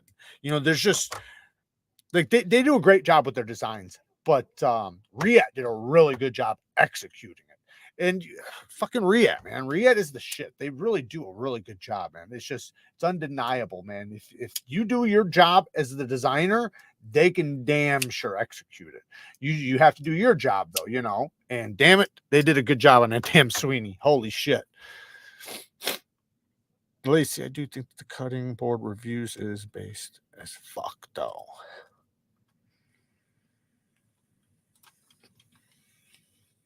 I agree. Jared, I listen to a lot of Knife Channel live streams, and yours are the most informational. They're all fun, but some don't offer much to learn. Well, I do think that is an important thing to try because, and I'm not saying I always do this either. You know, I can't do it with every video, but I have thought about doing this more where every video is going to have some sort of learning thing in it, and I'll literally have a specific thing in each video. And I've thought about doing this. I haven't done this, but because in as many videos as I can, I try to teach something. But it's nice if you can actually learn something in every video. It might make you click on every video because you're learning something you didn't know before. That could be difficult, but I think it's possible. Just like with these lives, I am thinking about backing off on a couple on some. So like meaning like do one a week. And the reason why, hear me out, because I like doing 2 a week, but doing 2 a week makes it to where it's very difficult for me to plan and have a great live with categories and things like that. So what I was thinking about was if I only did one a week, but it was a show. Like literally when you show up, you're getting a show. Like you're not just showing up and we're just shooting the shit, which I think I could do still sometimes too. But the whole point of the live will be literally you're showing up and you're going to get a damn good show.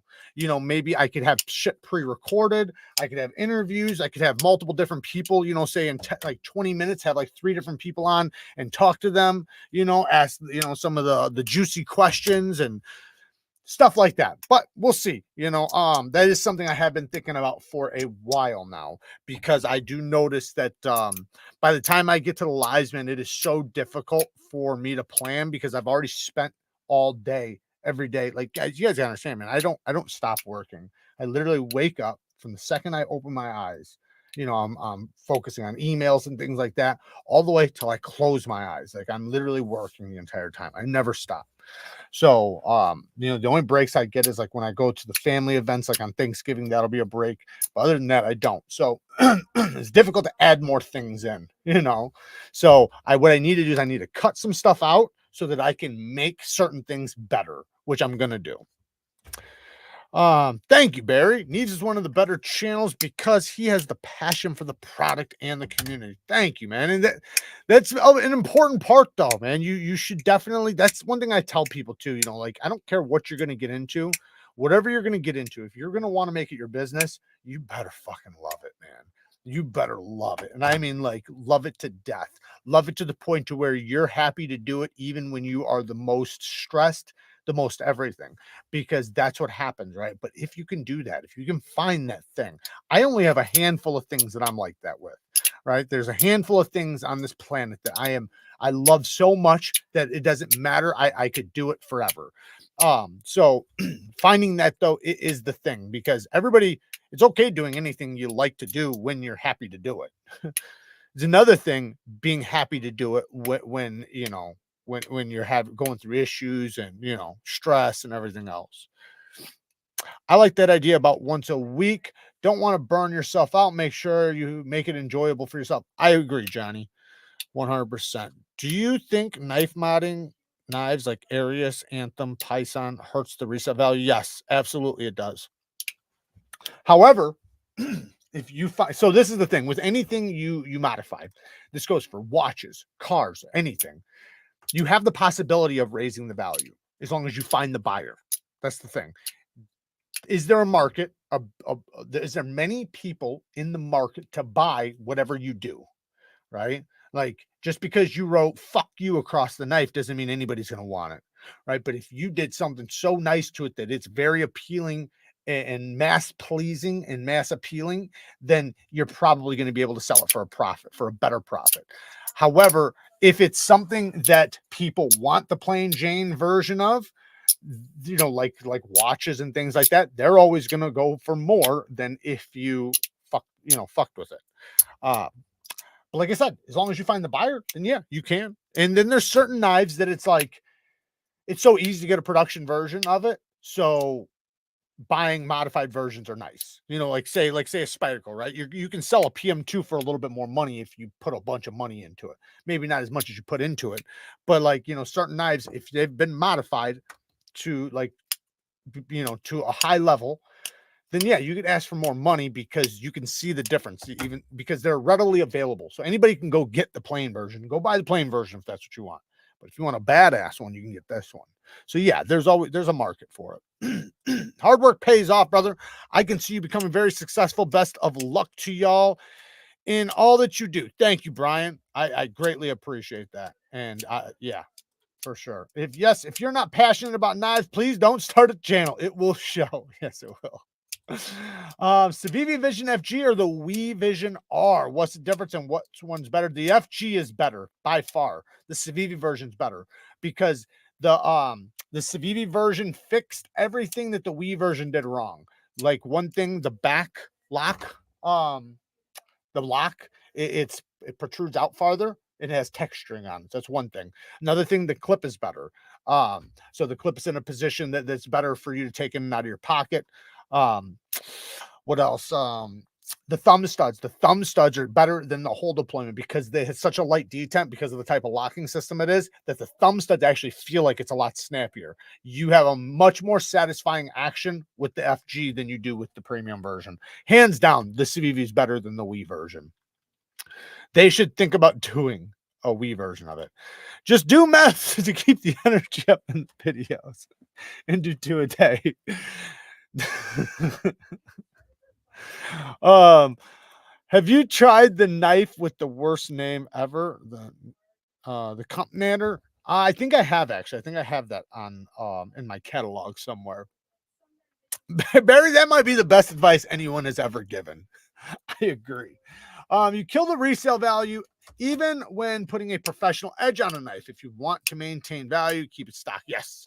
Yes, that one you can. So you do have the ability to sharpen something and give it a little bit better value, but you have to have a name. All right. Like say if I took something and I sharpened it, I might be able to make an extra 20, 30 bucks on it. But if anybody else did it, they're probably not going to be able to. It's going to be considered used and blah, blah, blah.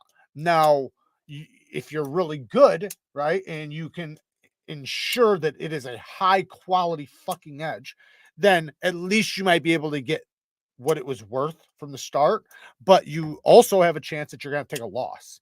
Like usually if something's been sharpened, I usually take a loss on it. You know, say if it was $200, I'll sell it for 180 or something.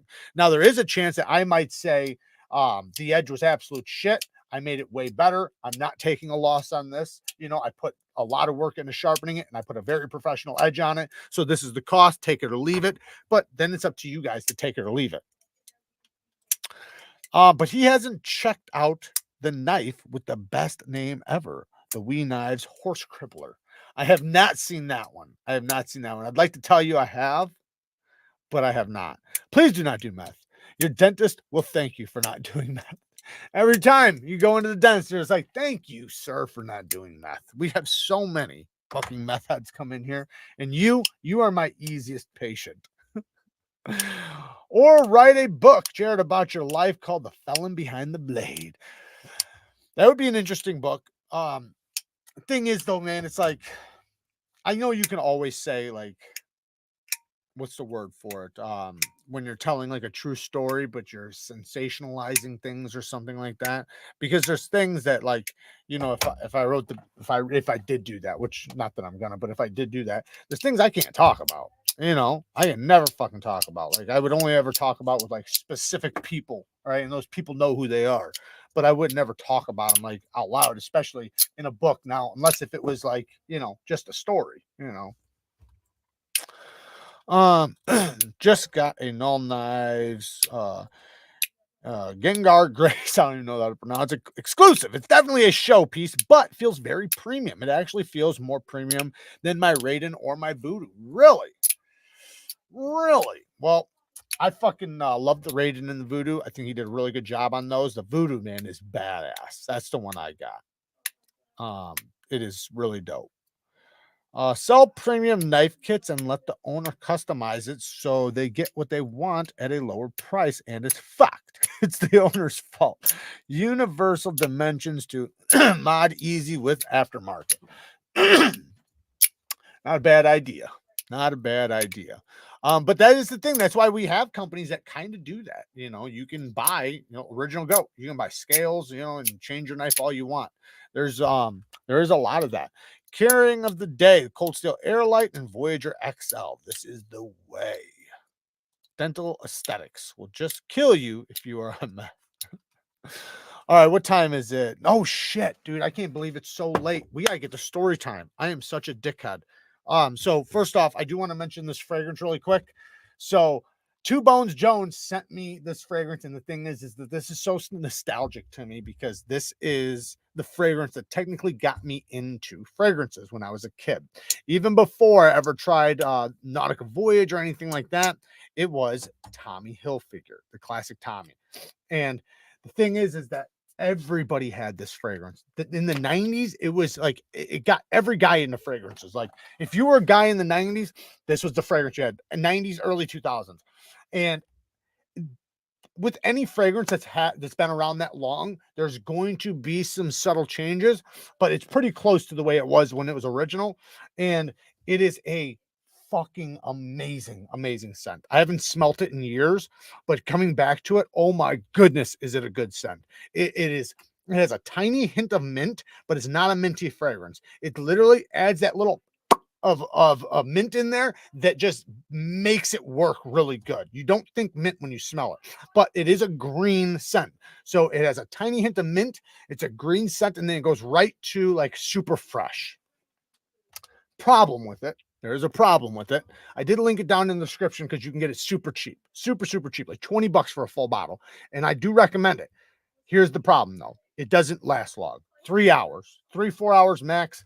You're gonna have to respray it on every few hours, but for the price, is it that big of a deal? As long as the scent is that good, just keep putting it on. Now, I do have a fragrance though that I'm going to recommend that I do really like. Now, it doesn't last super long time, but it definitely lasts longer than this. This one's more like a 6-hour one, and that is Coach for Men. Coach for Men. I linked the Coach for Men and the Coach for Men Blue down there. This is a really good one. Excuse me, it's kind of close to this, but not exact. It doesn't have the mint or the green, but it's still a very fresh fragrance. This one is also, like they're not the same, but they're in the same ballpark. Really fucking good. So I linked these down in the description. This one's one of my favorite smelling fragrances. It has just such a beautiful, clean, fresh, super lightly sweet. Like it's such a light sweetness. This is one of the best smelling men's fragrances of all time. Problem is it's not beast mode. So this is another one. It only lasts like 6 hours, while other fragrances will last like 12-14 hours. So that is the downfall to it. But damn, it's such a good scent, man. Like every time, it's hard not to wear this one. Same thing with the blue. The blue's really good. I do like the black for men a little bit more, but this blue one is a little bit more, I would say. They're both summer fragrances. You can wear them anytime, though. They're kind of an anytime fragrance, but this one's a little bit more, how can I say it? Watery. Smells more beach-like, I guess. I don't know how to say it, but like more summertimey. Both of them are really good, though. I do Discount Dentistry. Thank you, Kobe, for the 2 bones. All right, so story time. Jared, what happened to mixing the Coach and Coach Platinum? I got the Coach Platinum in the other room, but I didn't break it out because I was only planning on talking about this one. Because, I was going to say, if you like this or if you want to try this, try it. But this is something that would replace that if you want something that lasts longer. But then I brought out my favorite one because this one doesn't last as long, but it's the better scent. So it's still really good, though. I highly recommend this. And most of you won't even notice like the difference. Like I notice the difference because I have fragrances that last 24 hours. But this one's like a dead giveaway that it doesn't last long. Like you'll spray it and 2-3 hours later, you can't find it. Right? Like you're like, what the fuck? So it is one that just keep spraying it, which is fine. It's so cheap. Who cares? Okay. All right, let's do story time. So story time. What am I going to talk about?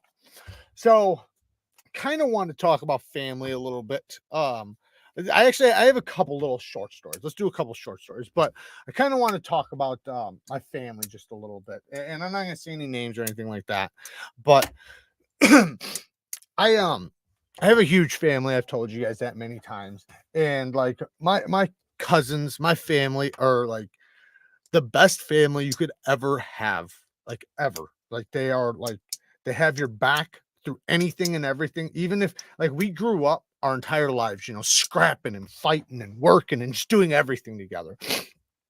We rode together. We did everything together. There wasn't nothing we didn't do together. So we always had each other's backs through everything. And it was a beautiful thing, so you're on the job site. when you're busting your ass and you don't feel like you're going to make it to the end of the day, you're fucking tired, you're hungry, you're bleeding, damn near want to cry. You have your family there too, going through the same thing with you. So you both have fucking struggled, you know, and it's a nice thing to kind of have, you know, to have. It also encourages you because you're like, if they can do it, I can do it. And you know, and then, you know, even just like doing other things like having fun, going out and, you know, ripping and, you know, racing and doing shit, riding dirt bikes and stuff like that. We're always just doing everything together. And, you know, it was always such a good time. We always made sure everything was always, you know, a blast. And then, you know, like if there was something, you know, problem with something or we needed each other, even if we were mad, like it didn't matter. We could have gotten into a fist fight 2 hours ago. But if I need you, I'm going to call you and you'll be there no matter what. And that's the way we were. Like, it never mattered. Like, we were always taught from like my grandma, you know, and my whole family that the family's the most important thing. Don't ever let your family down. And I heard this thing the other day, and I completely disagree with it. And I'm not saying the guy is wrong overall, but I think if you have a certain type of family or certain type of relationship with your family, then I think he is wrong. So this guy said, never give money to your friends or your friends or family. Never give money to your friends or family. He said, because that's the quickest way to ruin a relationship. And I'm like, damn that, because if you can't come to me as your best friend or your brother or your cousin, then what the fuck am I good for? Like, it's not about you paying me back, right? It's about me being there for you, right? Like, I've never, ever, ever had somebody close to me need something and then me say, tomorrow you have to get me back. Like, I've never been that way, right? It's like, the thing is that when I call you, you be there for me, right? It's like, I was here for you for this. So now when I need you in 6 months or whatever, and we got to go fucking do some shit, show up, right? So, but if you have a relationship like that, then it doesn't matter, right? Like, you don't have to worry, because it's not about the money. It's not about the money. So to me, I think it's weird to say, yeah, if my best friend's struggling and he's desperate and needs, you know, a couple $100 or something, that I'm going to hold that over his head and ruin the fucking relationship over it. Go fuck yourself. I would never do that. I don't give a shit if I never see it forever. Like, that doesn't even make sense to me. I can't even understand that. So, you know, we can always make more money. You can always make more money, but you can't always make more family. You can't always make more friends, especially good ones. So I think it's important to be there for them. And not everybody's going to be able to be there in the same way, right? Not everybody's going to be able to loan money. Not everybody's going to need to borrow money. Not everybody's going to be able to do everything the same, but everybody's got something they bring, you know, like whether it's their arms, their muscles, their back, their truck, whatever, you know, they have something they can offer. And I think just, you know, being able to use what you got is very important. I remember, you know, just speaking about my family, my uncles, man, because they're the same way, you know, and like I said, we're so tight, you know, so tight, me and my family, fucking love them to death. My uncle's the same way, man. I can tell you, like, it almost brings a tear to my eye to even think about, like, because like my uncles, like, I remember being in like some bad situations, like literally running from the cops, like in the middle of running from the cops, hearing the dogs, hearing the cops chasing me, and my phone dying, and now I can't make a call. And I go and I make it to a location where I can make a call, and my uncle already knew what was happening. So I didn't even have to tell him. I didn't have to tell him. He already fucking knew what was happening, and was like, you know, where are you at? You know, and like basically give him a location, right? Because he's in a, and he's like, okay, I'll send one of the boys. So right there, you know, he fucking made sure to, he knew what happened because he could hear on the police scanner. So he heard it on the police scanner. He already had somebody ready. And if I called, he was going to make sure somebody got to me to pick me up. Like, man, talk about having your back, right? Like that's, you know, that's something special. And you know, the same thing when I got in trouble when I was a kid, and I went and did some dirt, and I went and, you know, fuck somebody's shit up for, you know, for my sister or whatever, you know, because, you know, I felt like anyway, it doesn't matter why, but I wound up going and doing something to somebody bad, and he showed up the next morning to get me out of town because he knew like they were after me and shit. So the cops were after me. So in order for me to be able to beat it and get away with it, I had to get out of town, get out of town, get rid of shit, blah, blah, blah, blah, blah. Anyways, but to have somebody there to do that, with you, that's been through shit, that actually understands, that your elder, that's something special. And like I said, man, that just, to me, like thinking about that, thinking about my family, and just like them doing that and being there through everything, and then also being a kid and being able to talk to them, like I remember, like when I was like 13, 14, I got arrested for weed, right? Which was a big deal when you're 13, 14, right? And, my uncle called me out, it's like, what happened, and you're almost embarrassed and you don't know like what you should say, because you don't want to piss him off. But nothing you say was going to piss him off. What's going to piss him off is if you lie to him. Just don't lie to him. So you tell him the truth, and then the things that come out of his mouth are only helping you, like everything he's going to say is just going to be to your benefit. That is such a huge thing to have, man. Just people that have your back, family that have your back, and they actually care for you. But yeah, I've definitely been blessed with that, man. Thank God. And even still today, man, my family's the best. I got the best family ever. But I want to talk about something else that happened. This is going into like some bullshit though. This has nothing to do with family. I've told this story before, so I figured we'd go into like some type of crazy story. So what happened was there was this area that was being bought up by the dump, by the garbage company, the dump company. They were buying up all this property. So what they were doing was they were going and offering people like double whatever their house cost, whatever, like offering them double. So a lot of people were selling for that reason. Like, I'll never get more than this, I might as well, right?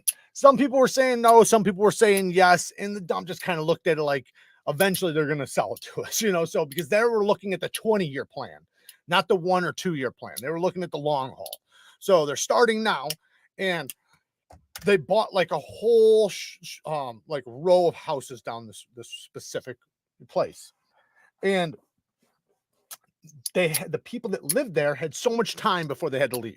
So it wasn't like they bought it and said, you have to leave tomorrow. It was like, I'm going to buy it now. You don't have to get out for 2 years. I'll give you the money. In 2 years, get out, something like that. Because like I said, they were in for the long haul. So over time, people were moving out of these houses, right? So now there's like a long strip of these houses. Now, one of them happened to be owned by somebody not only that I knew, right, but I also knew things inside the house, right? And at the time,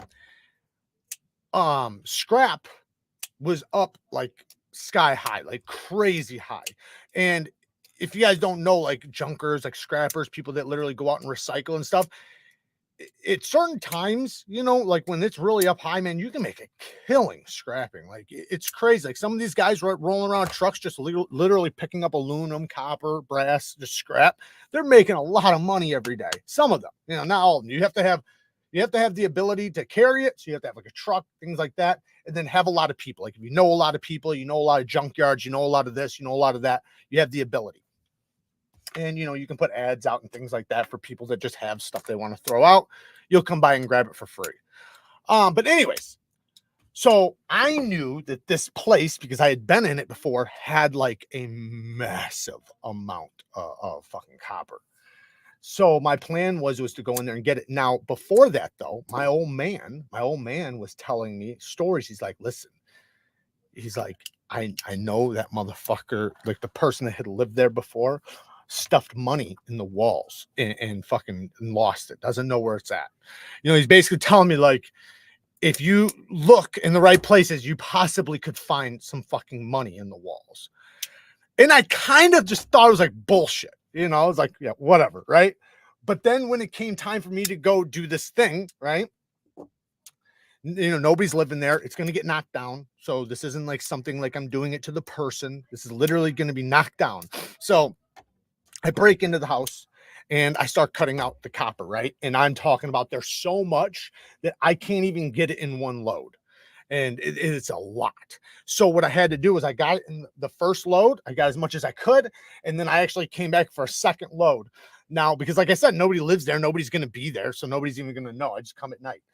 The second time when I came, I'm like almost done. This is crazy. I'm almost done. I've been cutting all this stuff up. I'm fucking filthy, wet, drenched, fucking, I'm ready to go.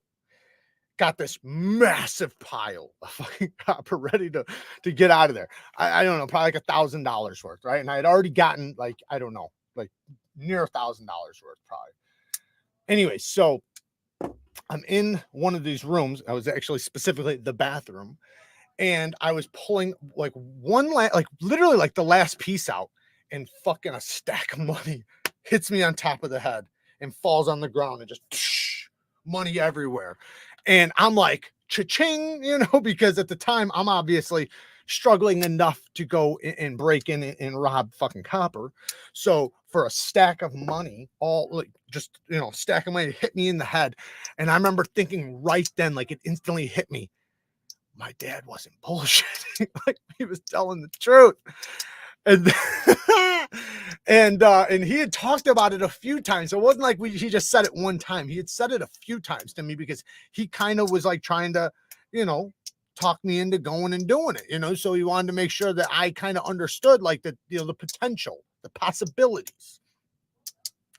And anyways, so yeah, a stack of money hit me in the head. And the thing that sucked is, you know, I was so desperate at the time, I wound up leaving the other money, the copper. I wound up leaving it because I had a brick of fucking cash. You almost think like, what's, you know, what's a $500 or $1,000 or whatever, right? That's what you kind of think. But at afterwards, I was pissed at myself. Like, why the fuck did you leave that? You should, like, it took you another hour, like maybe 45 minutes to load up, because, you know, those things can take you some time sometimes. And this time, because there was so much, that it would have been a minute, you know, like, you know, with a lot of houses, like it'll take you just a few minutes, but with something like that, there's like, even his drains were copper. His 4-inch drains were copper. That doesn't happen. That doesn't exist. You know, you don't see that in basements anymore. I'm talking about 4 inches running the entire span of the basement. Like, that is so much money. And people don't realize, you know, that don't do construction or anything like that, how much copper is. Copper is very expensive. When you scrap it, like right now, I don't know what it is exactly, but it's probably like $3-4 a pound. And when you have bulk of it, that's a lot of money. You know, if you have a whole truck full of it, you know, 600-700 pounds or something, that's a lot of money. Especially for like just a day's worth of work. But yeah, it was crazy time. And yeah, fucking the thing is though, is that it's like, you know, the person that did it, you know, they didn't even know, like, you know, they had no idea, you know, they didn't, you know, never even probably thought about it twice. They might have thought like, I think I lost some money in there, but they don't even know that they lost money in there. Old house. It wasn't that old. It was, I mean, yeah, an older house, but the person had lived there for a while and was only gone for like a few months before I went in. So, but like I said, it was being knocked down. Like, now it's gone. The whole house is knocked completely down. So I feel like I did it a favor. If you really think about it, they would have knocked down and literally just buried the money. That's what would have happened.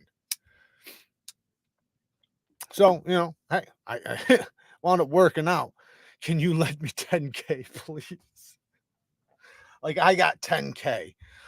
Jared, live tomorrow. Do we have a members live tomorrow? Didn't we do one last week? No? Did we not do one last week? I thought we did one last week. Didn't we do one last Sunday? So how much cash did you make out with? I think it was like $6,000 that hit me in the head. It was something like that, like $5,000 or $6,000 or something like that. I had already turned in, like, I don't know, it was like $700 the first day. I probably had between $7,000 and $1,000 in the copper, but it was like $5,000 or $6,000 that hit me in the head. It was, you know, it wasn't like a massive amount, but at the time it was, you know, it was a nice stack of money, and I was desperate for money, so it was a nice come up, a huge come up. You know, I remember one time, and, you know, obviously I'm talking about some really bad shit right now, but I broke into this place, and and I don't have no idea who the people are or anything like that. But anyways, I broke into this place and I had a safe full of guns, safe full of firearms, right? And there were so many firearms. They were so bad, and those, you know, you can get off on the streets so quick, like fast. Like that's just money. That's literally what it is. And I had 2 bags full of these firearms. And then I walked into this room that was full of with gold, real gold. I dropped those firearms so fast because I knew like I know the difference, right? Some people might not know the difference, but I knew the difference. Like I knew exactly how much gold went for by the ounce, by the gram. So I knew how to look at it and see the value compared to this. This, yes, this is a lot of money. You know, these 2 bags of firearms, but that is like quadruple, right? And I knew that. So I wound up leaving the ones because, you know, sometimes you gotta choose your battles, right? And the one's extremely heavy, but this thing is that the other one was still just as heavy because there was so much. But things like that's what kind of that can get you down a bad spiral because it's such a huge come up, and you wind up, you know, and it's not good, it's bad. But what I'm trying to say is that, you know, it can make you addicted to it. It can make, you know, like that's it's almost too good to be true, and that usually doesn't happen. So when it does happen, it can make it to where, you know, it's almost, I don't want to say like an adrenaline rush, but it is, though. It is an adrenaline rush, and it makes it to where you not only not, I don't want to say crave it. How do I put it? It's kind of weird. It's just like, you know, you're so desensitized to it that it's almost like a game. It's kind of like robbing a bank or something. You know, if you've gotten away with it a few times and you got some, you know, huge payout, you know, it's difficult to not go do it again. You know, you're good at it. You know, you're this, you're that. You know, at least, you know. Anyways, but yeah, that was a crazy situation. Less time for the goal. Yeah, well, yeah, less time. Well, I don't know about less time because it wouldn't have mattered, I don't think, but I know what you're saying. But I wasn't gonna, I wouldn't have got caught anyways. I know everybody says that, but I didn't. The only chance I had of getting caught was like by staying there. So me, I was trying to do what I couldn't get out, right? But with any place, you know, there, you got to pick your battles, right? Like, are you wanting to carry this much weight or this much weight? Are you trying to, you know what I mean? Like all these little things. And then also, what's going to get you the most payout? You know, all those things. And I hate to sit here and talk about it like it's a game or like it's fun. This is absolutely bad shit. You know, you guys have heard me. I've criticized myself 1,000 times. This was a horrible time in my life. I did a lot of bad shit. So I'm not like glorifying it. I'm not trying to make it sound cool or anything like that. It's just a story that I'm telling, and you know, it is what it is. But you know, there's a lot of stories like that I have like that, and it's like I don't even want to say it because I feel like it's going to be taken as like that I'm glorifying it or justifying it or think it's good. I don't know, you know, but that's what you feel like, you know. So you, in many cases I try to avoid shit like that. Um, you know, just because, you know, you don't want to, even though, you know, if I say, you guys know, but you know, when you get into sometimes some of the little details, it almost seems like, especially if you get excited, you know, talking about it, or, you know, because you're almost putting yourself mentally back in that place, it can come off like that you're excited about it, or that you know what I mean? Like you're excited to relive it or something, when that's not true. It's just, you know, what happened, you know, it's just a story. But because I've had so many crazy fucking things happen, especially during like shit like that, burglaries and stuff like that. Um, yeah, lots of crazy shit. It's not glorifying, man. I've been down the rabbit hole with the opiates, etc. Shit was wild. It's a cautionary tale. People need to hear it. I agree. And yeah, and thing is that I think a lot of people have been down the road and have family that have, know people that have, or whatever, you know. And it doesn't have to be, you know, the opiate thing. It can be a lot of different things, because I got desensitized to it even before, excuse me, like opiates and stuff. So that just kind of fueled it even more. So yeah, gun charges now are freaking serious. They want to buy a mofo for any bang bang felony. Yeah, Yeah, firearms are definitely not something you want to get in trouble for if you can. Um, not to go into a whole nother story, but we had the ATF raid one time, my dad's place, but they didn't find anything. You know, I'm not gonna get into that story, but yeah, the firearms are definitely not something you want to get in trouble for if you can help it. You want to make sure that because that can be a serious fucking thing. There's a lot of things that are serious, but like there's some things that I've done where I think about it now, like holy shit, you know, like even like I told you guys that story about that kid that I picked up and we scared the shit out of. Like that could have been considered kidnapping, like not saying it would, but I'm just saying like the way you can spin shit and make it out to be like I know people like I follow this one dude. He got into a fight with somebody and had a knife, right? And the guy went to tackle him, and when he tackled him, dude wound up stabbing him in the back, right? It wasn't a bad wound, dude was fine, but he wound up getting like almost attempted murder, right? Because or attempted manslaughter or something like that. Well, then the person that was with the guy said that he had kidnapped them or something. So even though he didn't do any of that, that he was about to serve like a life sentence for kidnapping. It wound up being found out that she was lying, and so he didn't wind up serving that. But the point is, though, is that that's how fast it goes downhill, just from people's mouths. Like people can say shit and they can turn into a whole like sometimes especially when you're doing some dirt, you feel like it's more innocent than it is because you're involved. So it's kind of like this, like say, if you're a bank robber or something, right? You might know the guys that you're bank robbing with, and you might know like they're never going to shoot anybody. They're never going to hurt anybody. You might know those things, right? But when you get caught, they're not going to say that. They're not going to know that. So like, and that goes for everything under the sun, things that you think are so innocent. You're like, this is just a normal thing. That's what you feel. It's just a normal thing, but you don't realize like if you get caught for that, it ain't going to be a fucking normal thing in court. The judge is going to get that ass. The DA going to fuck you up.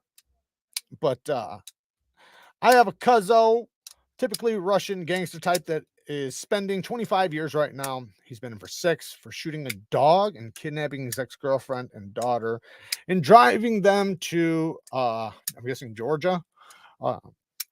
Yeah, it's crazy. But yeah, that's you can get that without even actually kidnapping anybody, just holding somebody against their will, which usually when you're involved with like, and I'm saying her or that situation, but when you're dealing with men, right? I would never advise this for like women and children and stuff, but when you're dealing with men and you have men with a certain background, a certain past, a certain lifestyle, they're not calling the cops. They're not calling the cops. If you kidnap them, you jump them, do whatever, they're not calling the cops. So, like when you're involved in a certain lifestyle, it's a little different. The rules are almost different because they're not the people that are going to call the cops on you. But anyways, guys, thank you guys for joining me. It is way past the time. I do appreciate all the donations tonight. And again, thank you guys for using my affiliate links.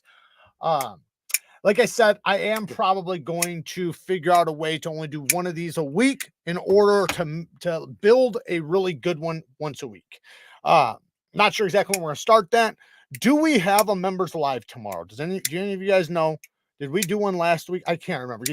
I can't tell you guys. My week has been entirely fucking packed. Like it is a live tomorrow. Okay. So I will see the members tomorrow. Tomorrow at 12:15 Central Time, we will be doing a members live. I have no idea what we're going to do yet. Obviously, we'll do some sharpening. Maybe we'll just shoot the shit. I don't know. We'll figure it out, but we're going to put something together. I will see you guys tomorrow morning. If you are not ever heard of Joey Diaz? Yeah, I have heard his story. That's a funny one. He's a funny fucker, man. I love Joey Diaz. He's hilarious. Seth, thank you, man. Coming in hot right at the end. 5 bones, crazy times. People stay sharp, stay safe. Nice seeing you all tonight. Thank you, Seth. Thank you for the 5 bones. I appreciate it. Thank you guys for all joining. I do love you guys. And like I said, tomorrow for the members, if you're a member or if you want to sign up for the membership, it's linked down in the description. And then tomorrow we will be we talk knife sharpening, and I'm over at the sharpening bench. We usually do it over there where we have all the tools and sharpening supplies, so we can sit there and talk about in-depth sharpening, and I can show you guys firsthand. So but we do other stuff in there as well, like giveaways and shit like that. But I love you guys. Work hard, stay tough. Society's relying on you. Until next time, peace.